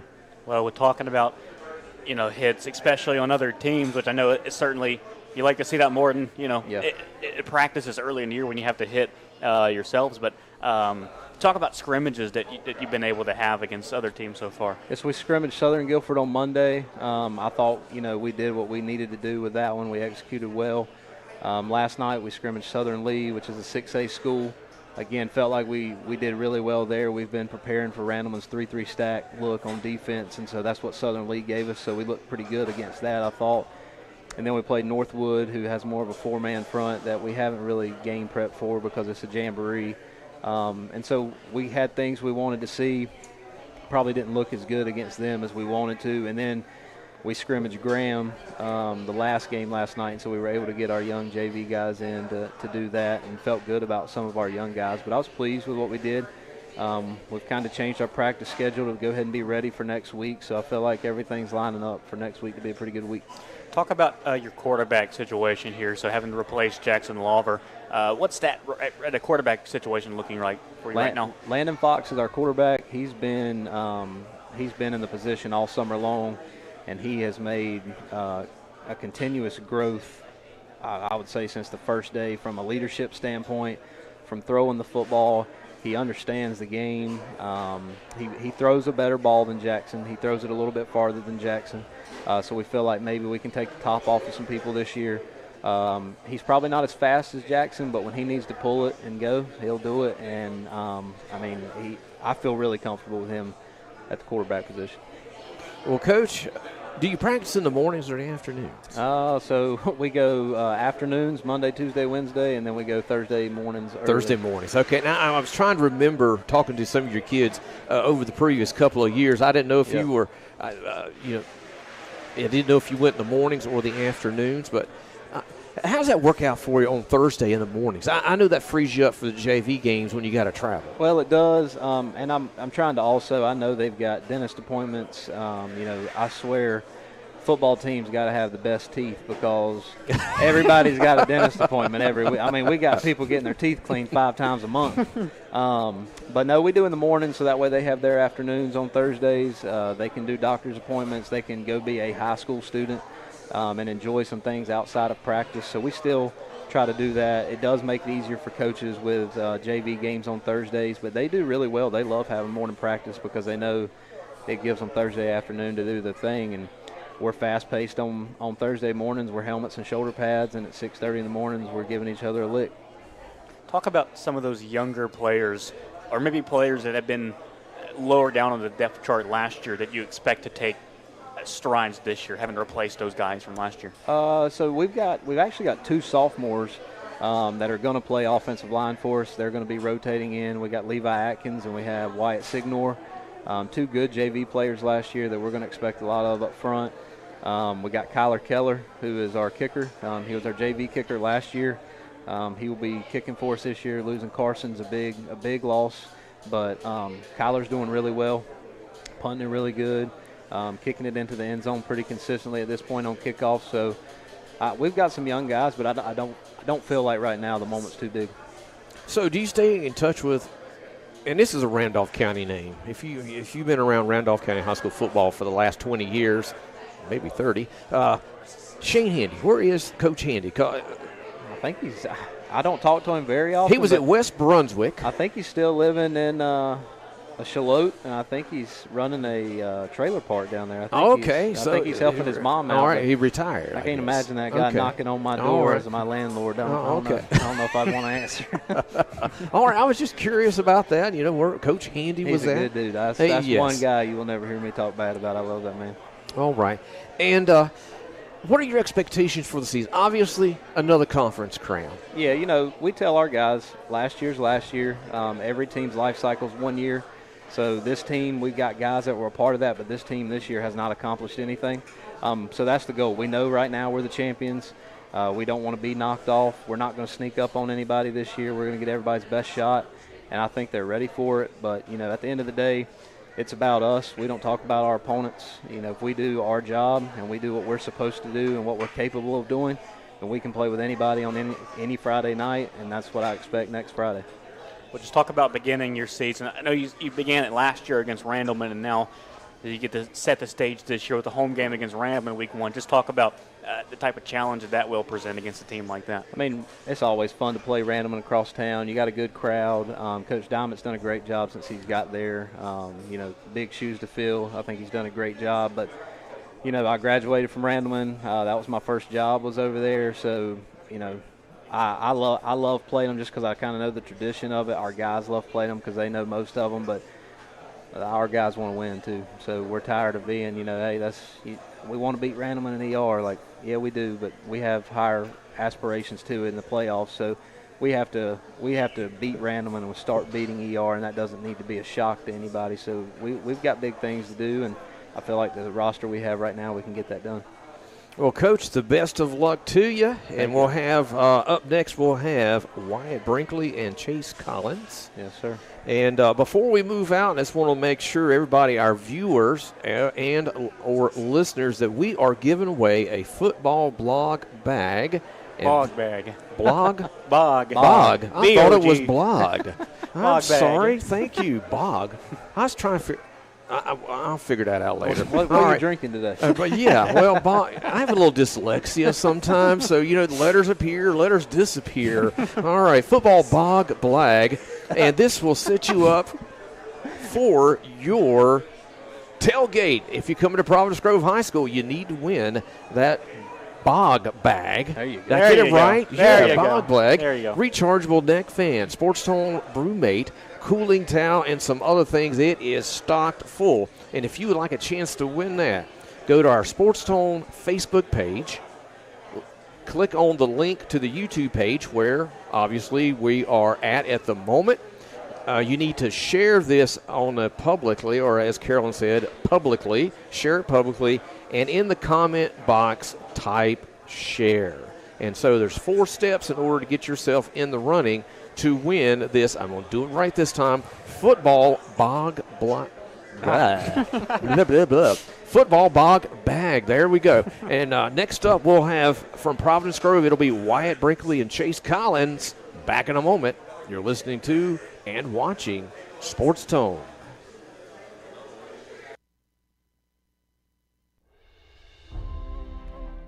You're inside the SportsTone Preseason Huddle presented by Sir Pizza in Randleman. Sir Pizza in Randleman builds impressive pizzas. From a plain cheese pizza all the way up to the deluxe pizza. You can choose your pizza to come out in an 8-inch size, or double it up to a 16-inch pizza. And if you want a mouth-watering pizza, ask for the barbecue chicken pizza. Sir Pizza in Randleman, open for lunch and dinner, at 413 South Main Street. Make Todd Jones at Coastal Choice Real Estate your choice in Randolph County and in Guilford County and all across the Triad area. Call 570-878-4739 or follow Todd Jones Realtor on Facebook. When you have real estate needs, call 570-878-4739 or email realestatebytodd@yahoo.com. At Pella, we offer the latest and greatest innovations in windows and doors. New products like the hidden screen and easy slide operator can help elevate the aesthetics and quality of life at home. On top of that, our continued dedication to customer service and the Pella warranties that come with each product are unmatched. We're so excited to improve your life at home all year round. Come by our showroom or contact us today to set up your free in-home consultation and elevate your life at home with Pella Windows and Doors. Farming demands well-built equipment. Kubota equipment that's proven for over a century. Tractors that get the job done right. Hay tools backed by a 2-year warranty. Sidekick utility vehicles where durability meets speed. And productive SSV skid steers. Visit your local Kubota dealer for a demo today. Get the job done right at Asheboro Kubota, 125 Red Rock Road in Franklinville. Every game is better when it's on SportsTone.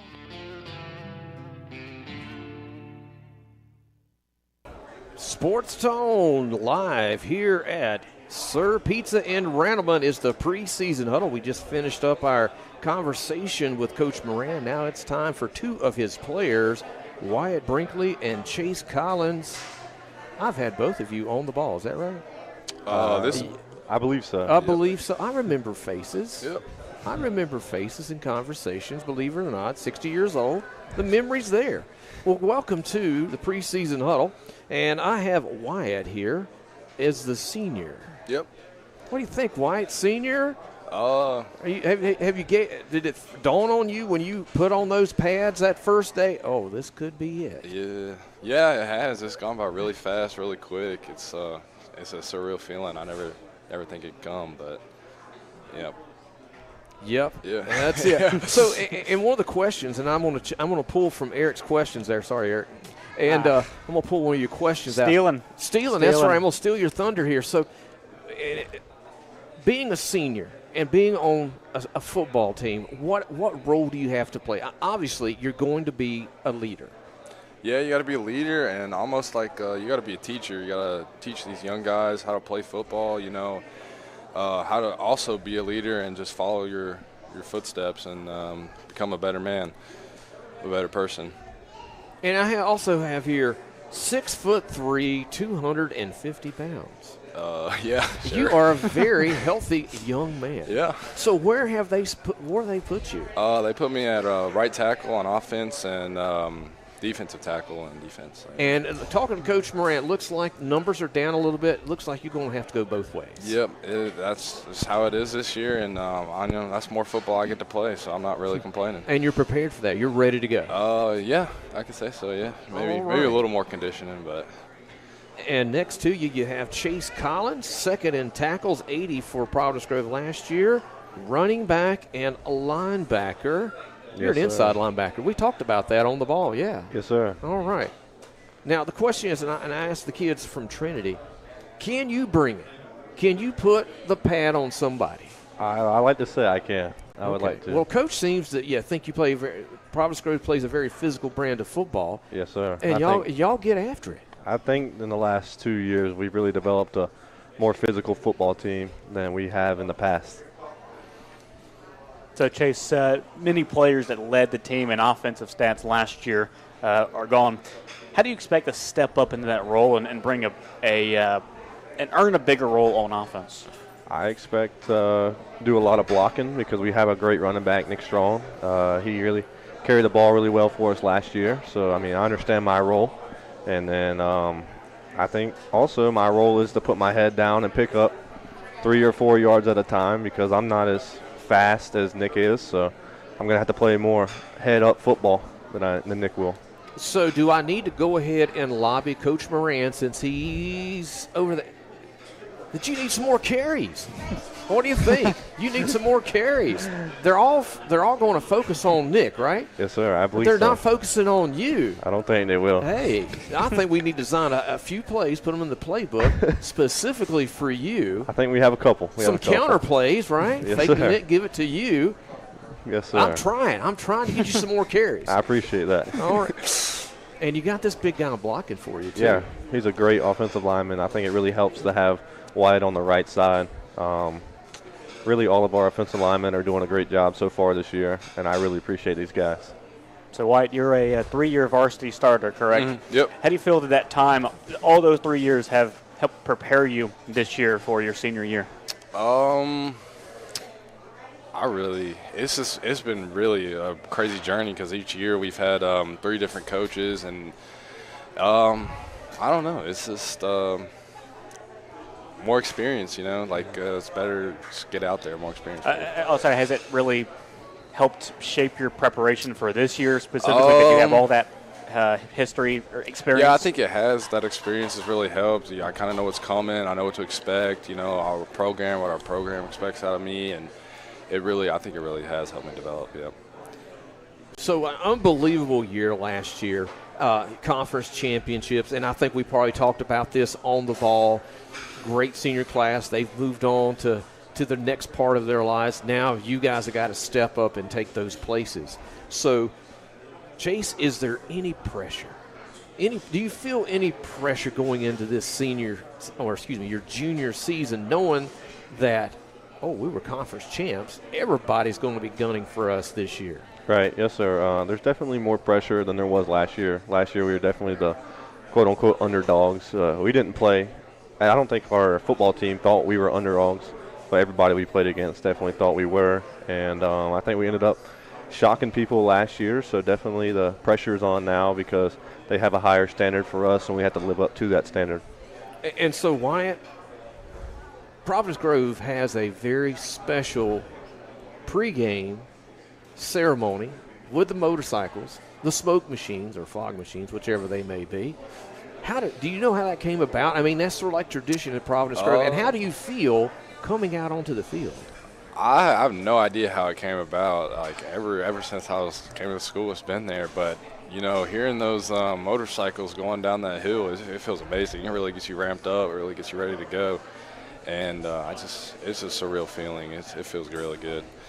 Say, Chase, how do you flip that switch between drives from being a running back and a linebacker? I think that my mindset as a running back and a linebacker are pretty much the same. I'm not really a guy that flips a switch. It's kind of just on as soon as I step on the field. It's just always go out there and just honestly just try to run somebody over the entire game. You got to play in a physical. You got to play in a physical position, middle linebacker, running back. So you're going to have to play with your head on a swivel and put your head down and run over somebody. And White, both offensive line and defensive line are both very intensive, where it's a lot of contact throughout the game. Kind of similar question: how do you keep yourself physically and mentally locked in for both lines? I'm kind of like Chase. The second I step on the field, it's not really a switch. I'm just on all the time. You just got to stay physical, stay in the zone, and I'll just go out there and try my hardest, play my hardest, and that's. So, Chase, let me ask you this. Now, you're not the biggest middle linebacker I've ever seen, right? Right. So how do you overcome it? Because look at the guy. You're playing against guys as big as Wyatt. How do you overcome that? Because I know good and well it is, and I've coached linebackers before, sometimes it's hard to move, especially when you have to, you're responsible for a particular gap or who knows, 2 gaps. How difficult is it to take that offensive lineman on and then go make the play? It's pretty difficult at certain times, especially when you get a more physical guy that's pretty quick. Like, I think the stronger guys that are bigger are easier to handle than the smaller, quicker guys, because I'm a little faster than most middle linebackers, so I get up under the tackles and the guards and everything that are down blocking and pulling. So I think it just helps me being a little faster, a little smaller. I can shift side to side quicker than the big offensive linemen that are trying to get to me. And then you also just got to play with that edge. You got to think that you got to have a little chip on your shoulder when you're a little smaller guy playing with the bigger guys. So do they have within the defense, do they have a blitz especially for you?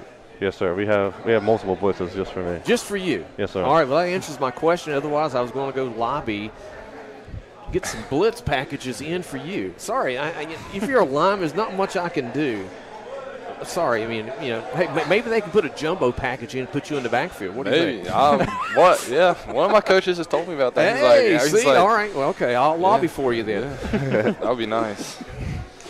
So, and this can go to either question, can do either of you here. What are you looking at for your personal goals? I guess obviously, White, it's your senior year. What's your personal goals that you really want to build upon and improve upon your game this year? Really, one personal goal of mine is not take anything for granted and just enjoy everything while it's my last year of football, and just take everything in, be a sponge and absorb everything, take everything I can out of this, and move on with my life and learn many valuable lessons. So what about you, Chase, junior year? I think that just growing as a man and a person is the biggest one. But as related to football, I would just like to get a couple more tackles than I had last year, and then I definitely want to rush for quite a few yards this year. And let me ask you this. What is the toughest part of preseason football? Now, y'all don't do two-a-days, do you? No. That's right. No. We did two-a-days when I played. Two-a-days, yes. Training camp. All right, so that was the toughest part of our particular preseason. So what about it? What's the toughest part of preseason football? I think for me personally is the second half of practice when it starts getting hot outside. It's worse for me. And no matter what it is, offense or defense, when it gets hot, dude, golly, it's terrible. It really gets to you. All right, Chase, what's the worst part? I think the worst part is just hitting your teammates over and over. Because football's a physical game, so definitely it's going to be tempers flaring and just going out there every day hitting your teammates over and over and over again definitely ends up being a problem sometimes at practice, and you might end up scuffling a little bit, but as soon as we get over with, we're still back to teammates. You're still friends and still teammates. Well, how does that first hit, because you hit each other for a while, and all of a sudden you have these scrimmages where you get to see another team.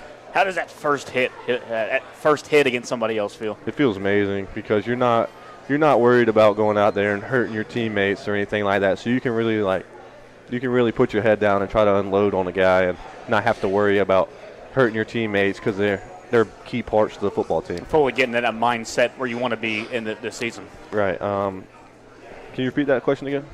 I was just saying, you hit each other, and then you have these opportunities and scrimmages every week one to hit, other players, other teams. Yes, sir. It's definitely a good feeling. Hitting somebody besides the teammates is a great, great feeling. And believe it or not, that was a fast 15 minutes. We only got just about, 45 seconds to go. Last question for each of you real quick. All right. Yeah. Who's your rival? Now, I asked that question, I believe, on the ball. Who's the rival for you? I mean, of the teams that you play on your schedule? I would definitely say West Davidson. West Davidson, yeah. Okay. All right. Why?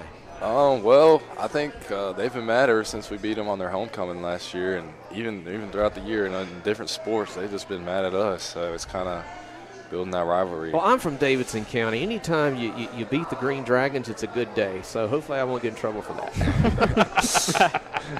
All right. What about you, I also Chase? think West Davidson, I think not being in a conference with Randleman and Eastern Randolph anymore has not made us as large of rivals as we used to be, but West Davidson has picked up their role now, and every time we get to play West Davidson, it's always a good day because we get to go out there and try to beat the mess out of them. All right, well, the best of luck to you.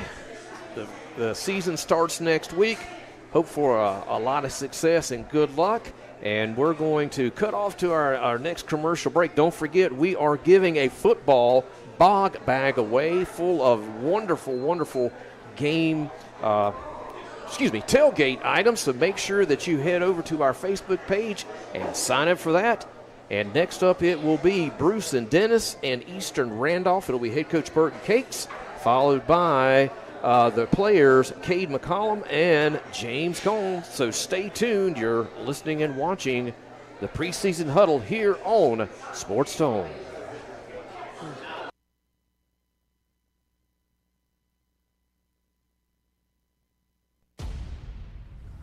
Take a look at SportsTone.net. Tim Whitley Hauling and Grading specializes in land clearing, hauling, grading, and excavation services in and around Asheboro. Their service is superior, and they have the experience you're looking for in a professional company. And you'll be satisfied with a finished product and satisfied with the professional service you receive from Tim Whitley Hauling and Grading.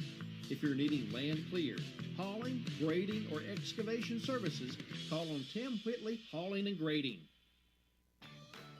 Whitaker Waterscapes enjoys providing each customer with a beautiful outdoor space that they can cherish for years and years. Travis and Shannon Whitaker have built up a great reputation for honesty, integrity, and hard work. Whether it's a landscape stone here or there, or a rock walkway, patio, or retaining wall, Waterscapes will completely transform your outdoor space. Visit WhitakerWaterscapes.com to get more information. Summertime is a magical time for making memories with family vacations, cookouts, and taking in a ball game. As these summer days begin to wind down, Premier Pediatrics reminds you that it's getting closer to back-to-school time. So, parents, don't forget to schedule a health assessment or sports physical for your child before the new school year begins. Schedule an appointment for your child at Premier Pediatrics, 530 Greensboro Street in Asheboro. Dixon Heating and Cooling Services offers quality work and trusted results while servicing Randolph and surrounding counties.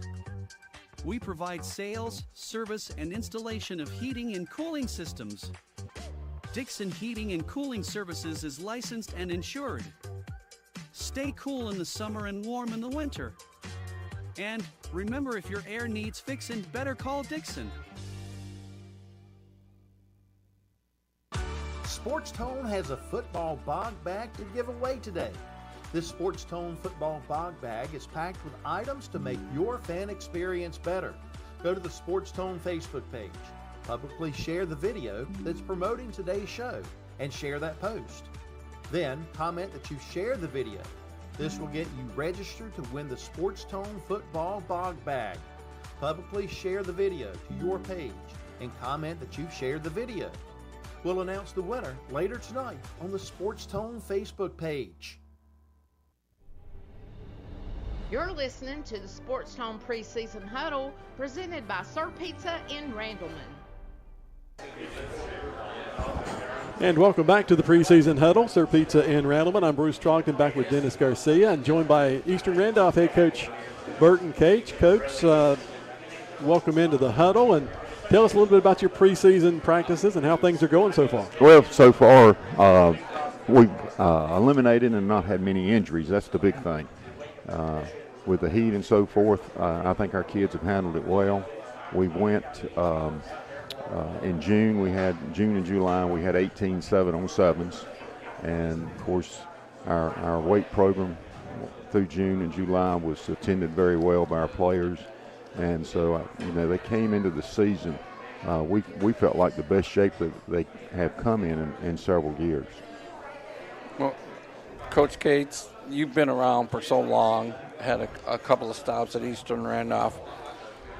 This game seems to be changing ever so much. I mean, every year it's just, how much has this game changed since you've started your coaching way back, I think, when I first got here in Randolph County back in the 80s and early 80s to mid 80s, and in what ways has it kind of changed? Well, the thing is, from our standpoint, our coaching staff, we try to hold our players to the same standards we did in 1985 and 6.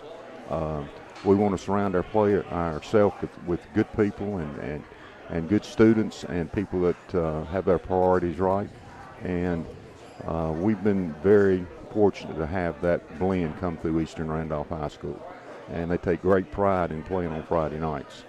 And so the hard work that they put in from January till the start of the season, for us, that really hadn't changed. Now, the nature of the game has changed a great deal, but as far as our philosophy, it's still the same philosophy that we had in 85. It's the same philosophy we have now.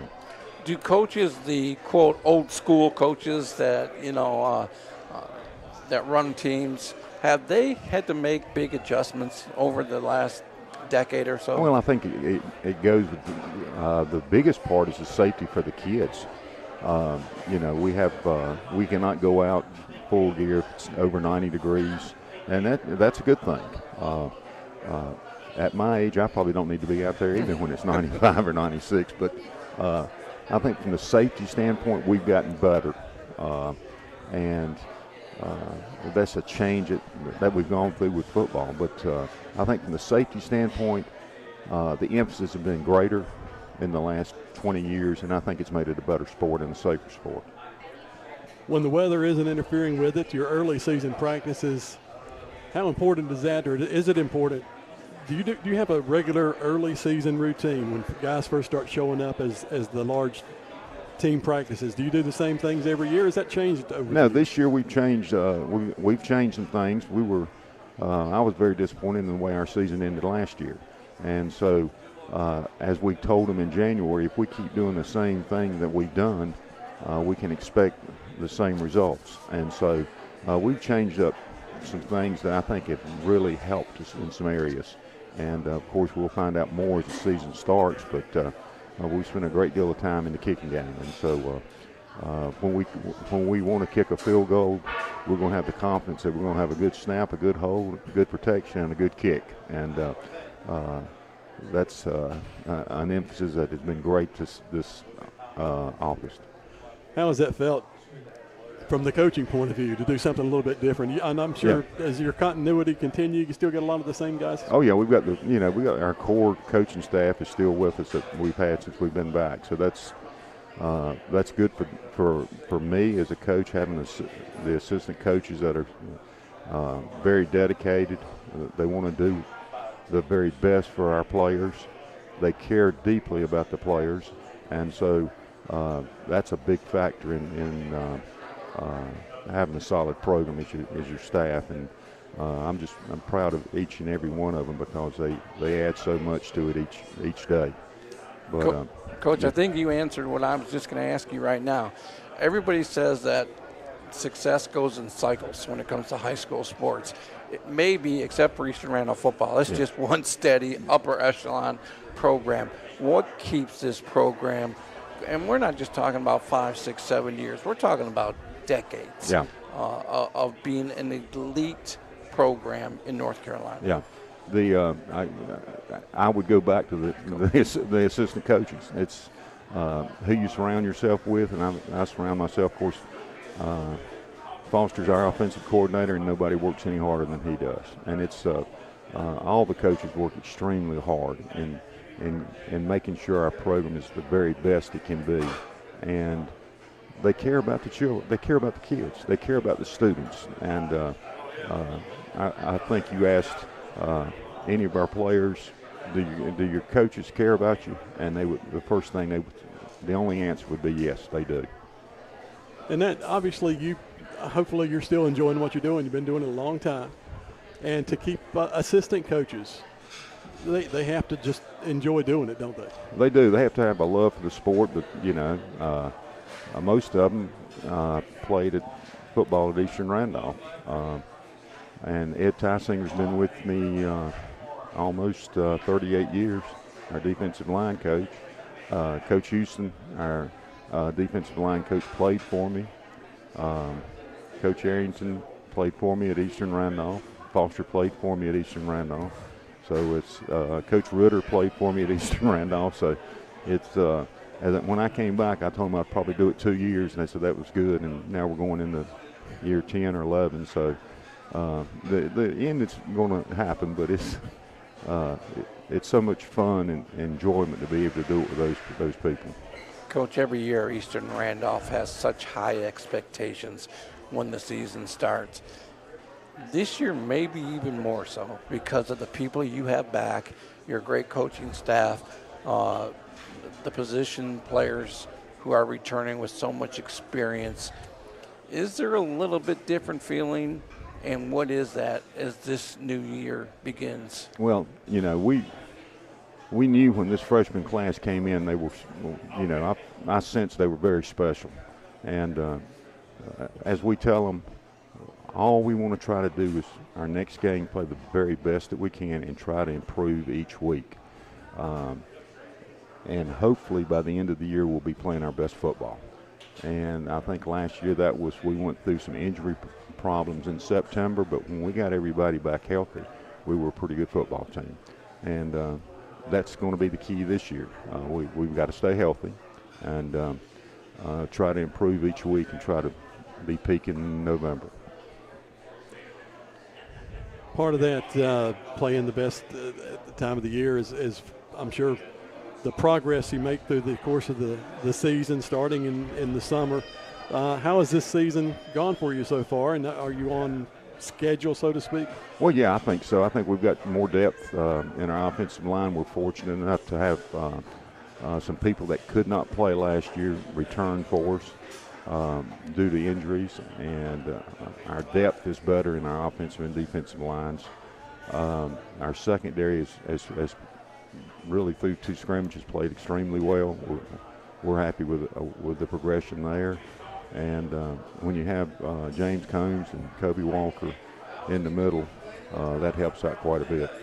Those are 2 guys that can do a lot, but is the part of the game about who controls the line of scrimmage still the same as it was? Yeah, if you control the line of scrimmage, you got a great chance to win. And our offensive line comes back with 3 starters, and I really want to say 4 because Grayson Wilson was injured his sophomore year.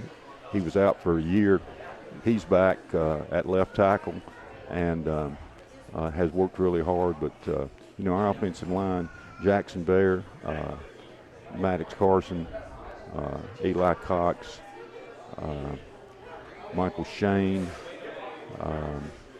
Grayson Wilson, as I mentioned, and several others, really add some depth to that offensive line. And I think they're going to have a tremendous year.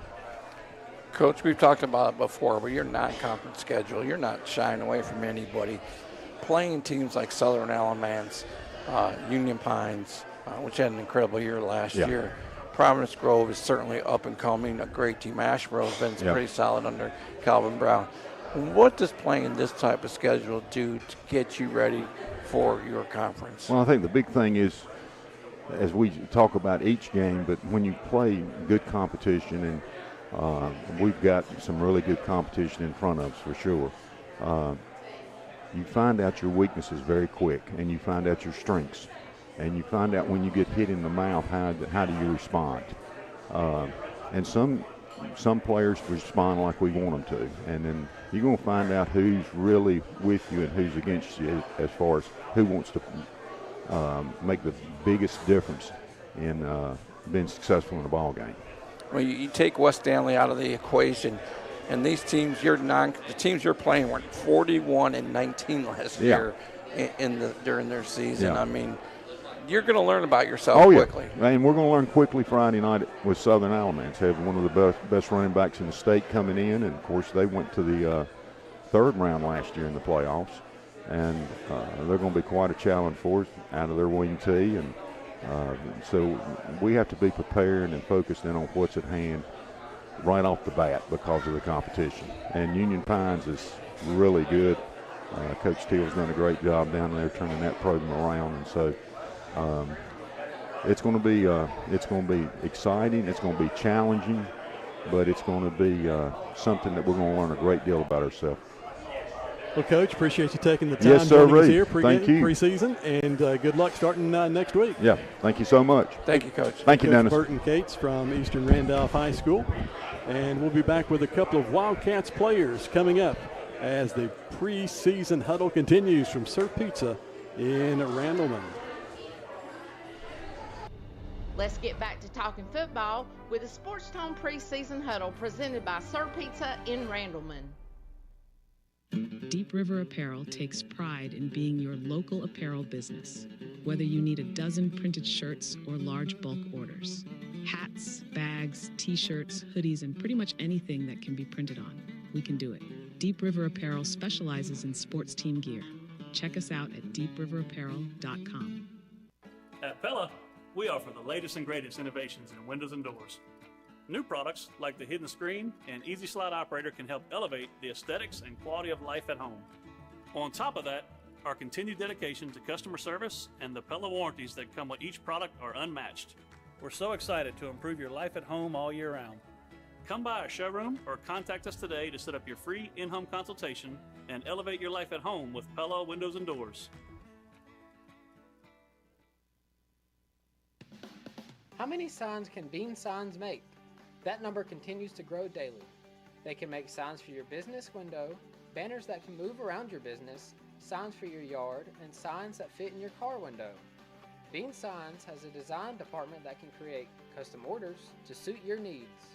They even make signs that light up and signs that flash, flash, flash. Bean Signs. Give them a call at 336-629-6748. Experience entertainment like never before with the historic Sunset Theater, the showplace of downtown Asheboro. The Sunset Theater brings you concerts, live theater, films, and unforgettable special events, all under one roof. Grab your friends, plan a date night, or bring the whole family. Sunset Theater has something for everyone. Visit sunsettheater.org to see what's playing and get your tickets today.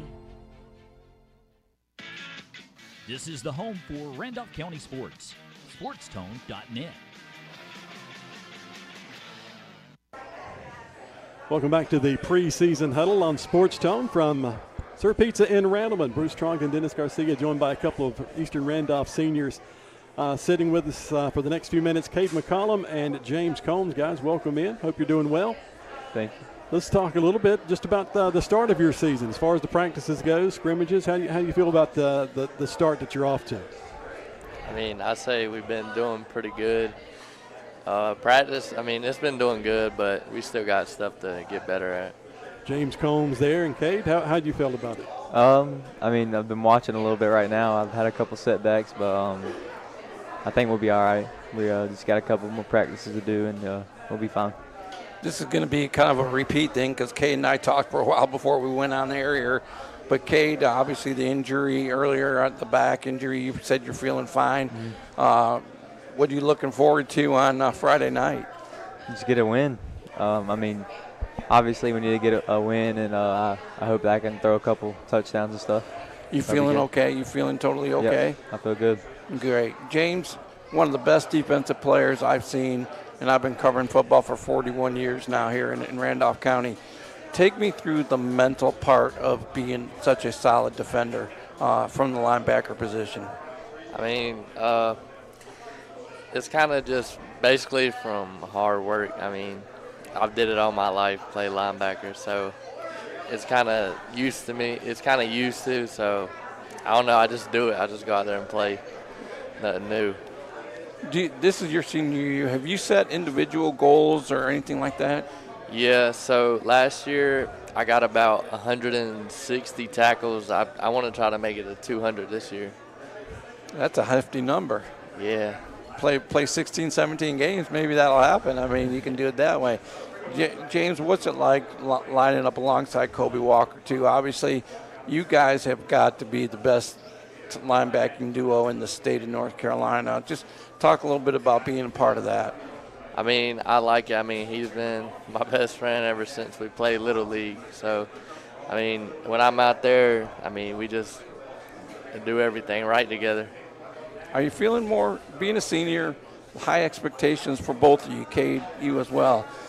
Are there higher expectations this year maybe than years before? And the expectations have always been high at Eastern Randolph. But is it a little bit higher this year with all the people you have coming back and the success you've experienced? Yeah, because they know the potential we have and where we can go this year. So they try to push us as much as we can to get there. Cade, what do you think? Yeah, I'd say the same thing. I mean, we got a lot of seniors this year, and I mean, I wouldn't say it's pressure, but big expectations to go farther and further this year. Is it a different feeling this year, you guys, being seniors and knowing this is the last high school year you're going to have? I mean, it's really a privilege to put on that jersey every year to every Friday night, and you guys have worn it so well. Yeah, I mean, it's gonna be a hard one maybe for me on senior night, but I mean, hey, it's what happens. Yeah, it's flown by. I mean, it's went by quick, but it happens like that. So you got to make the best of it. Bruce, I got one more, and I'll let you chime in, obviously. But you guys, what's it been like to be part of a program that has been so strong, not only 5, 10 years, but obviously the years you guys have been there, but this goes all the way back to the 80s when they started really escalating. What's it been like when you were young? Did you watch the program? Did you dream about being a part of it? And what's that been like? Well, I mean, I finally started watching them in middle school, and that's when I really started to like it, because I mean, I never knew what their football was about or anything until I started coming to the games 7th grade year, and that's when I seen the program's really good. What were you doing, ballet or something before that, or what? Nah, we just started coming to the games, so. Kind of fall in love with it instantly? Yeah. Kate, you've been here a long time. Coach Case is telling me you came up through their program and everything. What's it been like for you to be part of this, something that's just outstanding? I mean. Yeah, it's special, like I said earlier. I mean, coming to the Future Stars camp when I was in 2nd grade and now playing as a high school senior, it's crazy. It goes by quick. When you were in that Future Stars camp, talk about what were your dreams like back then? I mean, obviously I wanted to go play college ball somewhere, whether it was football or baseball, but it's special to play for Eastern. So. Inside your head, people ask what you do. Are you a football player or are you a quarterback, Kate? I mean, how do you think of yourself? Quarterback. How about you, James? Are you a linebacker? Yeah. Are you a football player? I'd probably say I would probably say I'm a football player. I could do both sides. You got a lot of rushing yards to your credit, too. Is that a nice change of pace for you to do it, or is that just something else? Oh, geez, now I got to go in and run the ball or block. Nah, so I started running the ball in middle school, and I liked it, and then I got moved to receiver, and then I came back to running back, and that's what, I don't know, it just clicked from there. Well, congratulations. Already starting to get some talk from colleges. What part of your game are most colleges interested in? Defense. Okay, I wondered about that, but yeah, not surprised. What are the qualities that make somebody so strong on defense like you and Kobe? I mean, you're pretty much the same player. I mean, just that talented. I mean, when we're out there, I mean, we talk to everybody. We get everything straight. Like if someone's not lined up right, we let them know, and we basically run the defense. So we just get everybody straight and ready to go. Cade, Coach Case has trusted you with a lot of the offense. You can make changes if you make changes. Talk about that, just the trust that this coaching staff has in you and that you've earned that. Yeah, quarterback is a big role, especially at Eastern. So, I mean, just the guys trusting me, the coaches trusting me, and it's big. James, last year didn't end the way we wanted it to end, okay? And I hate to bring this up again, but I asked Kate earlier this question. Is that kind of fuel? Is that kind of motivation for what's going to happen this year?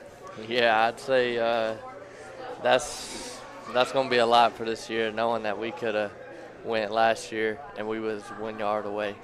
1 yard away.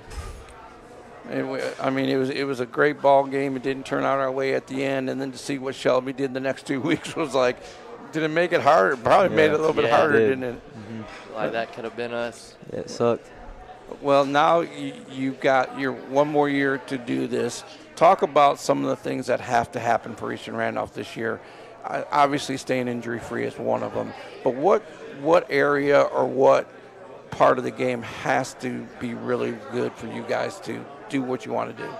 I'd say up front on the O-line, they really got to execute and know who they're blocking and just do their job, really. Well, you got some good players up there. Yeah. Okay, what do you? Yeah, I'd say the same thing as them blocking for the running game and for passing game too. And our defense, they'll play a big role too to stop the other teams. James, non-conference season, what kind of goes through your head when you see teams like Randleman, Union Pines, Asheboro, teams like that are pretty darn good, you know. they've had great programs over the years, over the last few years. So how does that help you guys get ready? I mean, I'd say it'd help us for, playoffs. But because I know our conference, it's not the best.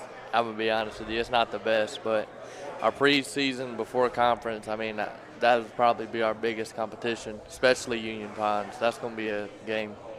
Yeah, like you said, those first couple games gives us what playoff experience would be like, and just the competition's great. So, do you think of that as something that is good to go through, or do you look forward to doing that? Yeah, I like playing competition games, like I said, to get ready for the playoff games and later on down the road. I'd say the same thing. Yeah, play competition at the start so you ain't new to it when they come to you. Cade, you had such a high completion percentage last year. I think it was right around 70% or something like that, which is really unheard of, even at the high school level. Talk about the timing you have with your receivers, especially when there are new receivers coming in and out and all that. What has to happen for that to click? Yeah, I think just as the season went on, we just molded together, and just the connections between us just got better and better, and it made me trust them more. They trusted me more, and yeah, it just kept getting better. Handing the ball off to Kobe, James, talk a little bit about that. I know what they're going to do with it, so it's a good thing to hand it off to. It's good to have them. Well, coming into this senior season, has that really sunk in yet? Last time going out for the high school team, Friday nights. It's crazy. What's it feeling like? It's flown by. I'm still kind of getting used to it because it felt like I was just a freshman on scout team D as a freshman. Yep. Did it seem like it went by that fast? Yeah. Well, obviously you're going to be looking one game at a time this year to get to where you guys want to be. Southern Elements, your thoughts? Friday night is for real. We're going at it. So talk a little bit about Southern Elements. Yeah, this morning they had that scrimmage last night, so we watched a little bit of their film, and they run the wing tee stuff, so we just got to adapt to that and just play our game. I'm not really too worried about it. I'd say our defense and stuff is ready for it. We do really good against wing tee, so and I know our offense is going to do good. Well, I think your whole team's going to be doing pretty good this year. Yeah. Is that the way everybody's feeling? Everybody pretty confident in how things have started anyway? Yeah, we're excited to get it going. All right. Well, good luck, and thank you for coming in and joining us here on the Preseason Huddle. Thank you. And good luck starting next week. Yes, sir. Thank you. Cade McCollum and James Combs, a couple of seniors from Eastern Randolph High School. There you go, guys. That's fine. Thank you. And we've got one more section to go here as we wrap things up here. Don't forget, all these teams getting started next Friday night. High school football season is just a week away. And don't forget, thank you for joining us here on Mixler or on YouTube. Got some giveaways going on still in-house at Sir Pizza Randleman, South Main Street in Randleman. And Tony and Doug coming back in just a moment here on SportsTone.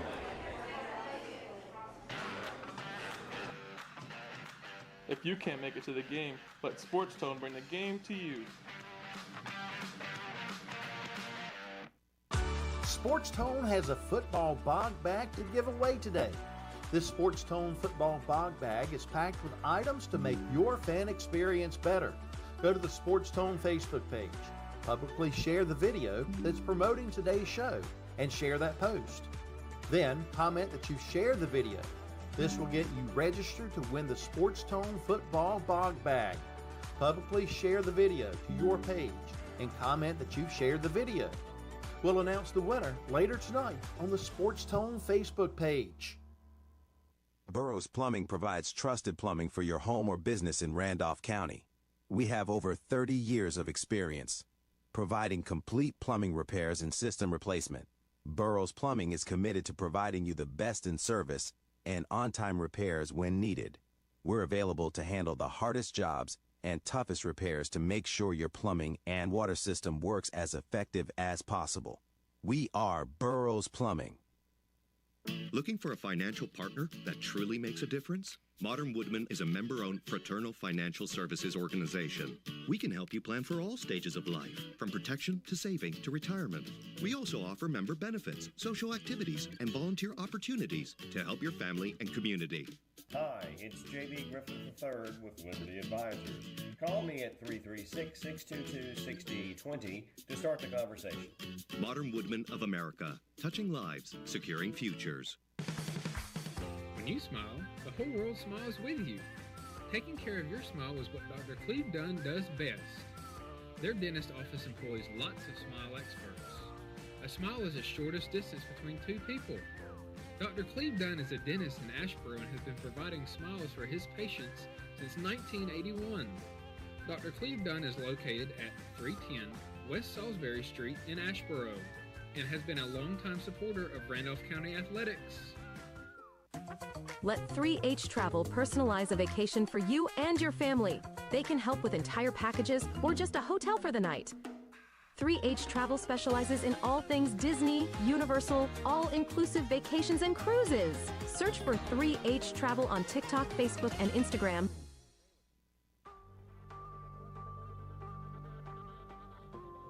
This is the SportsTone Preseason Huddle presented by Sir Pizza in Randleman. We certainly appreciate your audience and tuning in and listening on SportsTone's audio channel and also here on the SportsTone YouTube channel. Thank you so much. Click that thumbs up button on the YouTube channel. Like this video. Be sure to like and subscribe to our SportsTone YouTube channel as well. And if you're interested for ball games coming up on the SportsTone audio channel, be sure to register for SportsTone, SportsTone 2, and SportsTone 3. By registering, it's free of charge.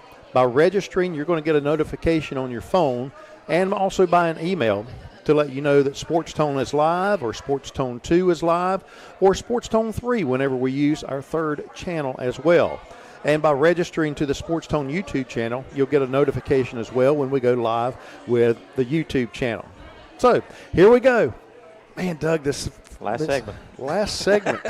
This thing has flown by so fast. Sure has. Thank you to all the coaches and players that have been by so far, and we've still got one more team to go, and that's the Asheboro Blue Comets. Let's welcome in Coach Calvin Brown to our show. And, Coach, this is the preseason huddle. I appreciate you guys having me on and what y'all done today with the whole county. Well, here we go. Let's talk about Asheboro football now. How many years have you been coaching now? Is this your third or fourth year? Starting my fourth year at Asheboro. Starting your fourth year. What have you seen change-wise from year one to now year four? We've had a steady growth. When myself and our staff took over 4 years ago, it was about building the culture back at Asheboro and getting it back to a winning program, competitive program. It had kind of gotten away from that in the previous years, and we knew it was going to be a process and not an overnight fix. And we've steadily gotten better from year one to second year to last year.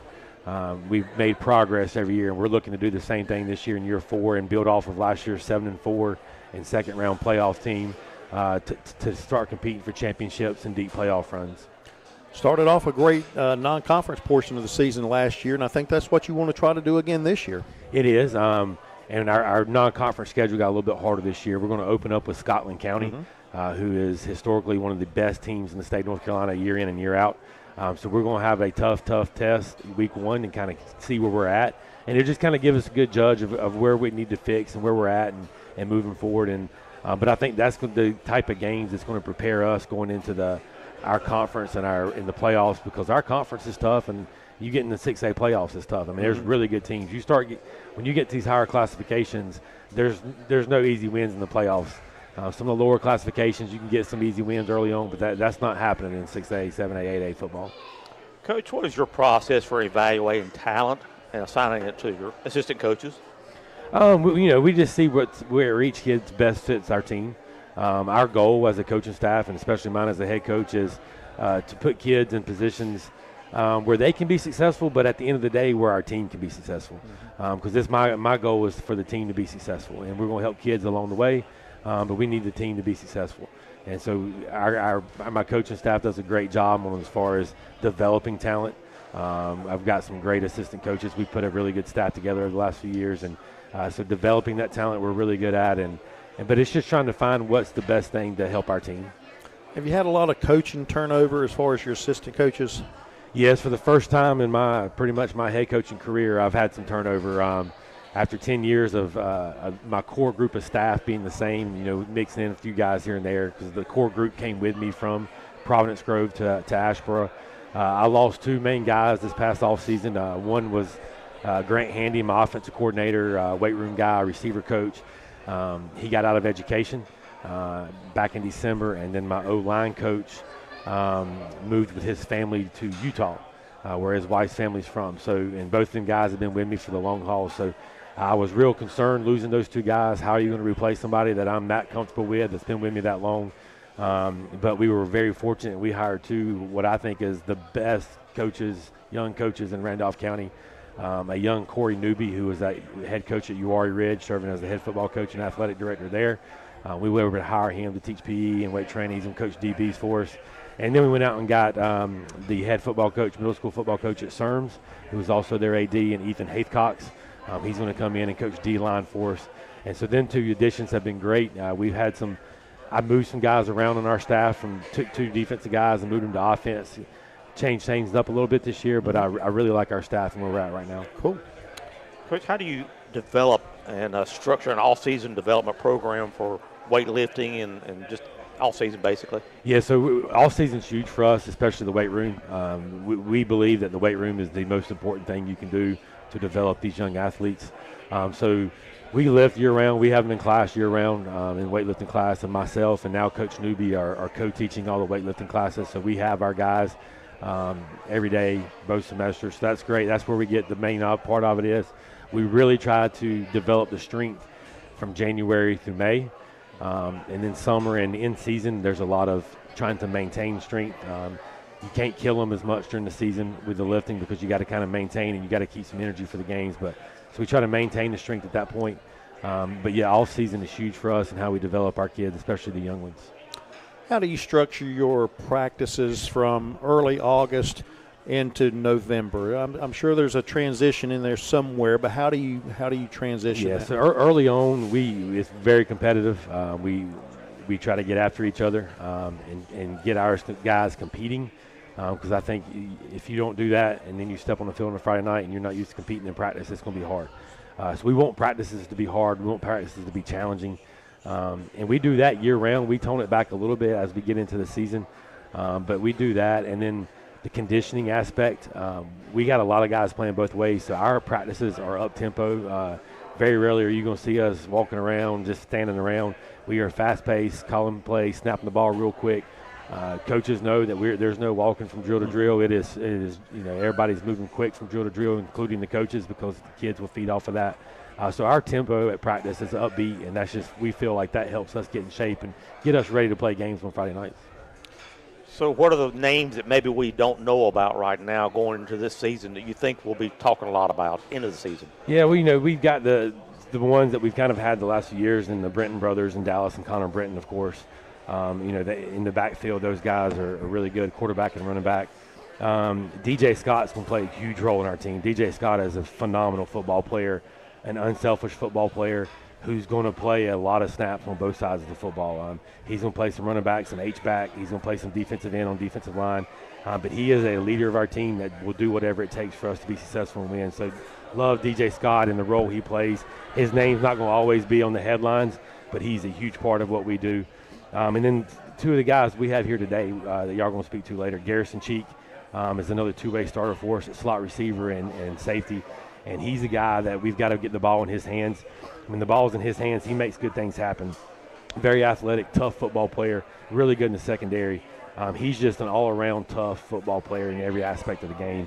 And then Zach Blackwell, an O-line, D-line guy, is also going to play every snap of O-line. We'll get him on D-line when he's fresh and can go. But he kind of sets the tone for us up front, and we believe you got to be good up front to win football games. I don't care how good your skill guys are. You better be good up front, offensively and defensively, and control the line of scrimmage. And Zach sets the tone for us with that. I know when you and your staff came in as the head coach a few years back, I've seen the progression of the offense producing more points per game each year. And the defense has been cutting down the points per game given up. And last year you scored more points than you gave up. How do you feel like this year's going to be? Yeah, I mean, I think offensively we are very talented. We got a lot of weapons. And that's where the unselfishness of our guys come in. We're only allowed to play one football, but we got a lot of guys that need to touch it. So them guys understand that, and they're going to do what they need to do to help us win and that. But I feel really good about our offense and some of the weapons we have and the potential we have offensively. We hadn't even mentioned the Nairi White at receiver, who's a really good threat out there at wideout. So a lot of weapons there. Defensively, we're a little bit young, but I like our speed. We're really fast on defense. If we can control the line of scrimmage up front, I like our back end. We just got to make sure we're controlling the line of scrimmage. But I think as the season goes, we're going to continue to get better defensively. And I think we have a chance to be really, really good on defense. I know we keep bringing up the culture topic, but I know that it took a lot of work from you guys, your assistant coaches and all that, to get that culture going. What exactly in detail was that culture change? It's just the expectation that we have created. It's the demand we have for our kids. Just the way that we carry ourselves and different things. We demand them to be first, good student athletes. We demand them. We don't have any issues now. When I got there, eligibility was a big problem with some players at Asheboro. That's not a problem. We're checking grades, we're checking attendance, all those things. And so we take care of all that. But we feel like we're trying to develop good young men, and good young men will become good football players. But, yeah, the culture is huge for us. It's been a process, and, we take a lot of heat as a coaching staff for different things throughout the community and throughout the county. But I think anybody can see the progression that we've made at Asheboro is a really good stride for our program and our school and our community. I've always felt like Lee J. Stone Stadium has been a show place for high school football. But over the last decade or so, there's been a little bit of a facelift here and a facelift there. New concession stand and restrooms were built several years back. 3 or 4 years ago, the new scoreboard went up with a video board on it. And when fans come out to Lee J. Stone Stadium this year, there's going to see something that I never thought I'd see in my lifetime, is the press box is enclosed. And tell us about that. Yeah, so you're right. Lee J. Stone Stadium, as an opposing coach, for years I always thought it was an incredible place to play a game. Now being on the home sideline, it really is. Just the atmosphere, how loud it gets, the stands are packed. Everybody's right on top of you. That's good and bad, but everybody's right on top of you. But, yeah, we've had a vision for what some things we wanted to do. When I got hired, myself and Coach Bear, our athletic director, Dr. Moody, our principal, our superintendent, Dr. Woody, have had a vision for how we wanted to enhance the facilities at Asheboro, especially with the football stadium. And the scoreboard was step one. Now we're enclosing the press box, which is going to be great for anybody up there. It's going to be climate controlled, enclosed. So it'll be a little bit different for everybody up in the press box from years past. So there'll be some changes there, but we're excited about that. I think it's going to look really good. They've tried to keep the historic look of it while doing this, and I think it's going to be good. And then we've got plans for future things to enhance the stadium as well that hopefully in the next couple of years will be something that everybody gets to see firsthand. And I know we've kind of thrown out some things in the community back this spring with some visions that we have going on, and that's still in the works. Coach Calvin Brown from Asheboro, thanks for coming by and talking with us, and we look forward to seeing you next week when you host Scotland County. Thank you guys for having us. All right, Coach. We'll be back in just a moment and talk with a couple of Asheboro players, and Garrison Cheek and Zach Blackwell following these messages on SportsTone, the home for Randolph County sports.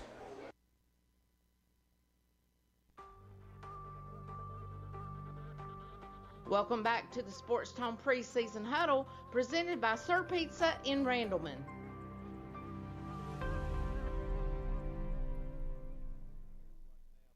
A lot goes into taking care of your property. You need equipment with more reliability and versatility built in.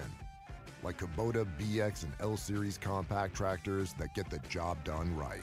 Z-Series mowers that deliver a quality cut, and Sidekick utility vehicles where durability meets speed. Visit your local Kubota dealer for a demo today. Get the job done right at Asheboro Kubota, 125 Red Rock Road in Franklinville. Hey everyone, Jan Patterson here, lead pastor at Crestview Wesleyan Church, 180 Crestview Church Road. We love supporting and sponsoring our young student athletes all across the county. We also love supporting them here Sunday mornings at 10:45, and we would love you to be a part of that process as we mold and grow our young athletes into becoming great citizens in this county. We would love to see you here Sunday mornings, 10:45. You belong here. Planning a funeral can be overwhelming, but you're not alone in this. Ridge Funeral Home and Cremation Service will be there to support you throughout this journey and make this process one of love, healing, and life celebration. There's a lot that goes into planning a funeral, but making those arrangements beforehand gives you the time to consider all of your options and make sure that you're covering all of the necessary details. Still feeling unsure? Call Ridge Funeral Home and Cremation Service in Asheboro. They can help and answer questions you may have. If you're wanting a picture-perfect memory, call on Kaylee J Photography. Hi, I'm Kaylee, and I specialize in couples, weddings, and lifestyle photography. Capture those special moments in time through photography. You can find more information about my business, Kaylee J Photography, through Facebook and Instagram. Let's make an appointment and get you set up for a picture-perfect memory with Kaylee J Photography.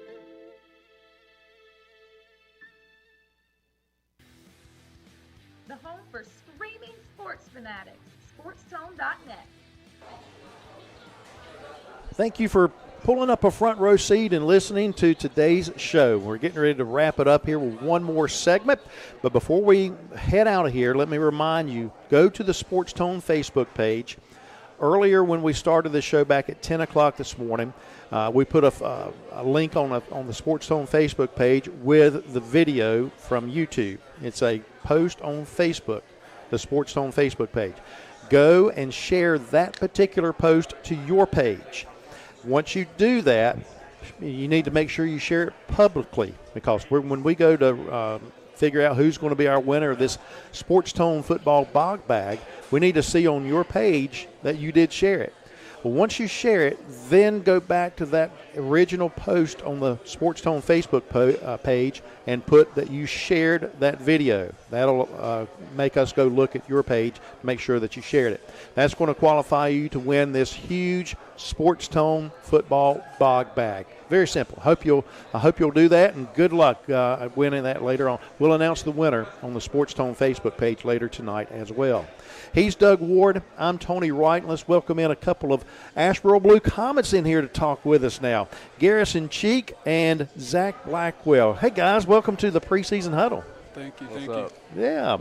Garrison, what's your position and your role on the Blue Comets? Well, I play mainly everything. I play wide receiver. I play safety. I play wherever Coach Brown tells me to play at. You know, I make plays in any spot, so I feel like I'm very versatile and stuff like that. You sell popcorn too?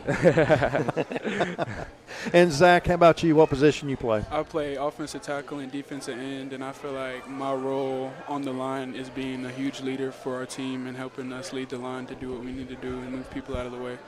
I know you've been on the offensive line for several years now, and you're going to be called upon to be on the defense some too this year, sir, right? Yes, sir. Tell us about that. I'm ready for it. I just know I'm going to have to work 10 times harder. Being on both sides of the ball is a lot more different than just playing one side, so I know I'm going to have to work hard and just do what I got to do. Have you got somebody behind you that can come in and spell you for a play or two, yes, just sir, to give you a break? Definitely. Yes, sir. Okay, good. Garrison, let's talk about your role on this team. Well, my role is mainly just like, you know, being a leader. You know, I'm a senior now. There's a bunch of young guys on the team in the secondary, skill players. You know, it's just like leading them, making sure they're good, making sure they know the plays, making sure their mental is good, and just everything like that. Doug, it doesn't sound like either one of these players are going to come off the field a lot this year. Yeah, not at all. Tell me a little bit about how you think this turnaround this team has had over the years that you've been there. You both have gone up through the ranks, seen how this team keeps changing from the 1-9 season all the way up to now last year 7-4. Yeah. What's been the biggest turnaround for you guys? Well, I honestly feel like, you know, Asheboro hasn't really had a lot of success in the past, you know, and then you just get the mentality where it's like, oh, we go 4-6, we make first round of playoffs. We're like, oh yeah, we can do this now. So, you know, it's more of like a consistent like thing we want to stay at, you know, winning, try to make a deep run into the playoffs. It's like, you know, we can win now, so it's like we can take it serious, like we got a real shot at this. And for me, I feel like us coming from a 1-9 season with Coach Brown coming in as a new coach and then him getting to know the players more, I feel like we're working hard and we have a mentality set to be the best, and we are going to be the best. We're going to work hard to get there, and we're going to do whatever it takes to get there. Well, Zach, I want to go to you now. 3-year starter on the offensive line. Yes, sir. 16 pancake blocks last year is what I saw. What's a pancake block? When you drop somebody and put them on their butt. Yeah? Yes, sir. You like that? Yes, sir. What does it take to do that, though? You just got to be aggressive, and you got to want it. You got to be a dog. Got to have that mentality.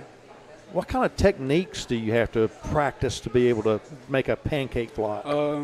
Just staying low, making sure you have good, quick feet, being strong and explosive off of the ball, having good hands, good hand placement, and all of that, everything. Okay.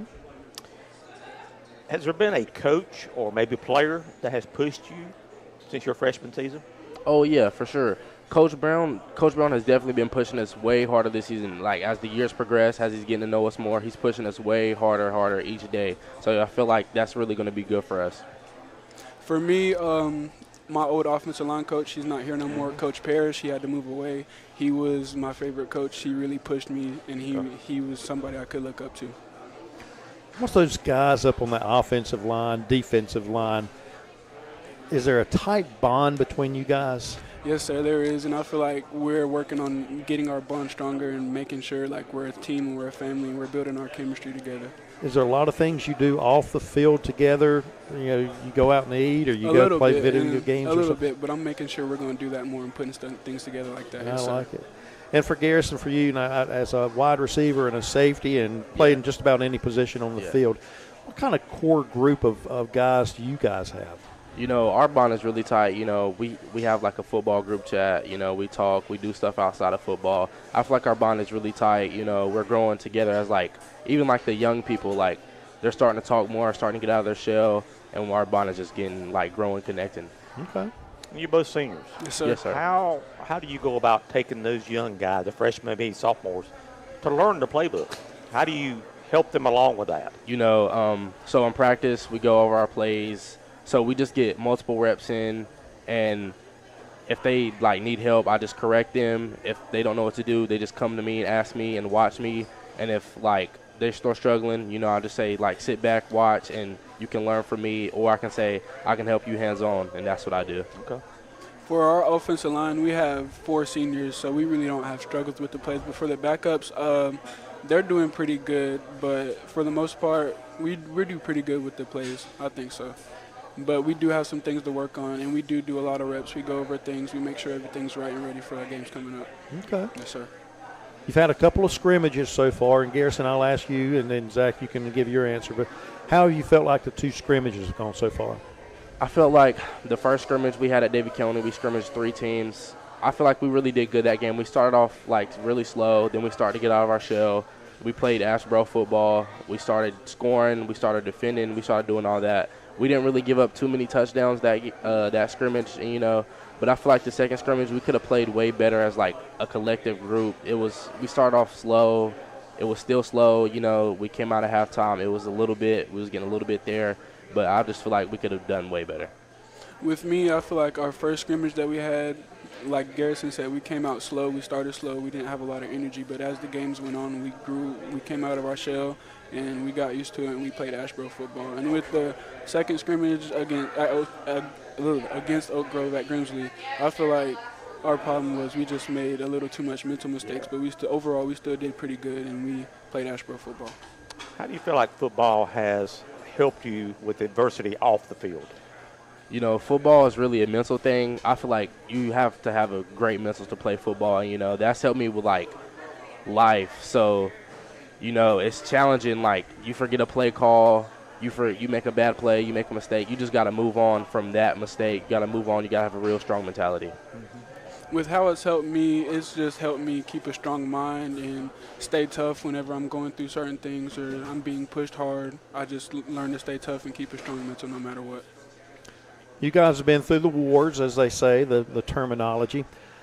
We've got a big non-conference portion of the season coming up these first few weeks. Scotland County coming up on Friday night. But then you get into the conference season. Last year you had a great non-conference, and then the conference season proved a little bit tougher. You're playing tougher teams. What's it going to take for the Blue Comets to move up in the conference standings and compete for a conference championship this year? Well, I feel like we have to play more physical. Like, we lacked physicality last year. Like, we was just getting, like, I wouldn't say we was getting beat on, but they was just more physical and aggressive than us. I feel like if we stay physical and aggressive, because, you know, Guilford, like, we're 6A, and Guilford has, like, they have a ton of people. So, like, we lack, like, backups and stuff like that. We don't have as many people as they, like, do. So we got to wear them down first and make them get tired first. A lot of hard work and conditioning and making sure we're prepared and being ready. But I feel like we're going to be good. We just got a lot of hard work to do and a lot of focusing to do and just making sure we're ready. What's going to make a successful season for you? Well, you know, just sticking through with everybody, like everybody being on the same page, everybody having a good mental, you know. I feel like we have to push each day of practice every week, knowing, like, okay, if this team's not better than us, we still have to, like, play to our expectations or, like, you know, we could lose. So I feel like if we just battle through, if we just, like, physically battle through, mentally battle through, I feel like we'll be good.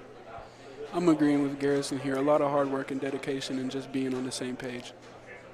We're talking with Garrison Cheek and Zach Blackwell from Asheboro, finishing up our show today. Yes, sir. Garrison, when I look at some of these numbers here, as a wide receiver on the offensive side, you threw the ball 5 times, completed 3 passes. You carried the ball 32 times for 192 yards and a touchdown run. You caught the ball 17 times for 273 yards and 3 touchdowns, and accounted for 82.9 yards per game as a junior last year. How in the world did you touch the ball so much? Well, you know, Coach Brown, like, we have, like, a lot of skilled players. We have good skills players like Dallas Britton, Connor Britton. You know, you just got to find a way to share the ball. Like, if, say, somebody stops, like, the quarterback, say, like, who's going to stop the wide receiver? Then we have another, like, young wide receiver, Nari White, who's going to stop him. So we just got to share the ball, you know, and just, like, that's it. I think that makes your offense more dynamic. Yes, sir. Yeah, for sure. Well, what kind of season do you expect to have this year? I expect, so, you know, we had a bye first round last year in the playoffs, and, you know, we lost second round to Dudley. That was the second year we played them. So I feel like, you know, we gotta get past the preseason, then we gotta go into conference, we gotta ball out, we gotta play physical, and then we're gonna be focused on the playoff portion. I feel like we can have a very successful season coming off the last season that we just went on, you know. You know, we beat Eastern Randolph, we beat Randleman, we beat all them teams, all the good teams that are in our county. I feel like if we play way better than we did, we could be a top-tier team in the state. I'm agreeing with Garrison on this one. I really do. I agree with everything he said on this one. Perfect. Yes, sir. Guys, thanks for coming by and being a part of the preseason huddle. Yes, sir. No problem. Good luck, and we look forward to seeing you next week. Thank you, sir. Thank you, guys. All right. Garrison Cheek and also Zach Blackwell. We'll let them slide on out of here. And, Douglas, put the final touches on today's show. So many things went in behind the scenes that the average fan may not see through our videos or listen through our audio channel. So many things went into it leading up to today.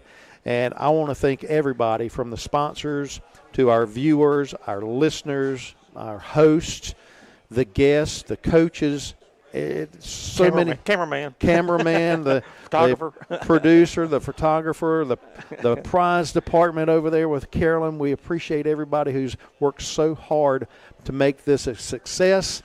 And this has been something that's been a dream of mine for a couple of years now. And these last 4 hours have just breezed right on by. It did. I was talking to the guys even before this started, and then as we're going through this different stages, how smooth it's gone, how well it's gone, how quickly it's gone. Let's thank Sir Pizza here in Randleman. Absolutely. Great setup. When I talked to Rod Burrow about this a few months back and gave him my vision of this, he bought into it, and I certainly appreciate him allowing us to come here and being gracious host to us, feeding the players and coaches and our staff here. Thank you so much to Rod Burrow and his family and extended family of employees here as well. Yeah. Football season kicks off Friday night. Friday night. Looking forward to it. We got a big schedule for you. And, of course, hey, this is something brand new. We got a brand new sponsor for our football fan voting coming up. Java June's Coffee Shop here in Randleman is going to be the sponsor for our football fan voting this year. That'll start later on in September. But you keep an eye on our website, sportstone.net, on the webcast schedule, and you'll see our upcoming games we're going to be announcing as well. Doug, thank you. Appreciate it. Enjoyed it. Thank you so much to everybody for being a big part of our audience. And be sure to click and like that Facebook page, our YouTube channel, and our Mixler channel as well. Have a great weekend, everybody, and you can go back and watch this in our audio archives as well. I'm Tony Wright. Catch us on the net, sportstone.net.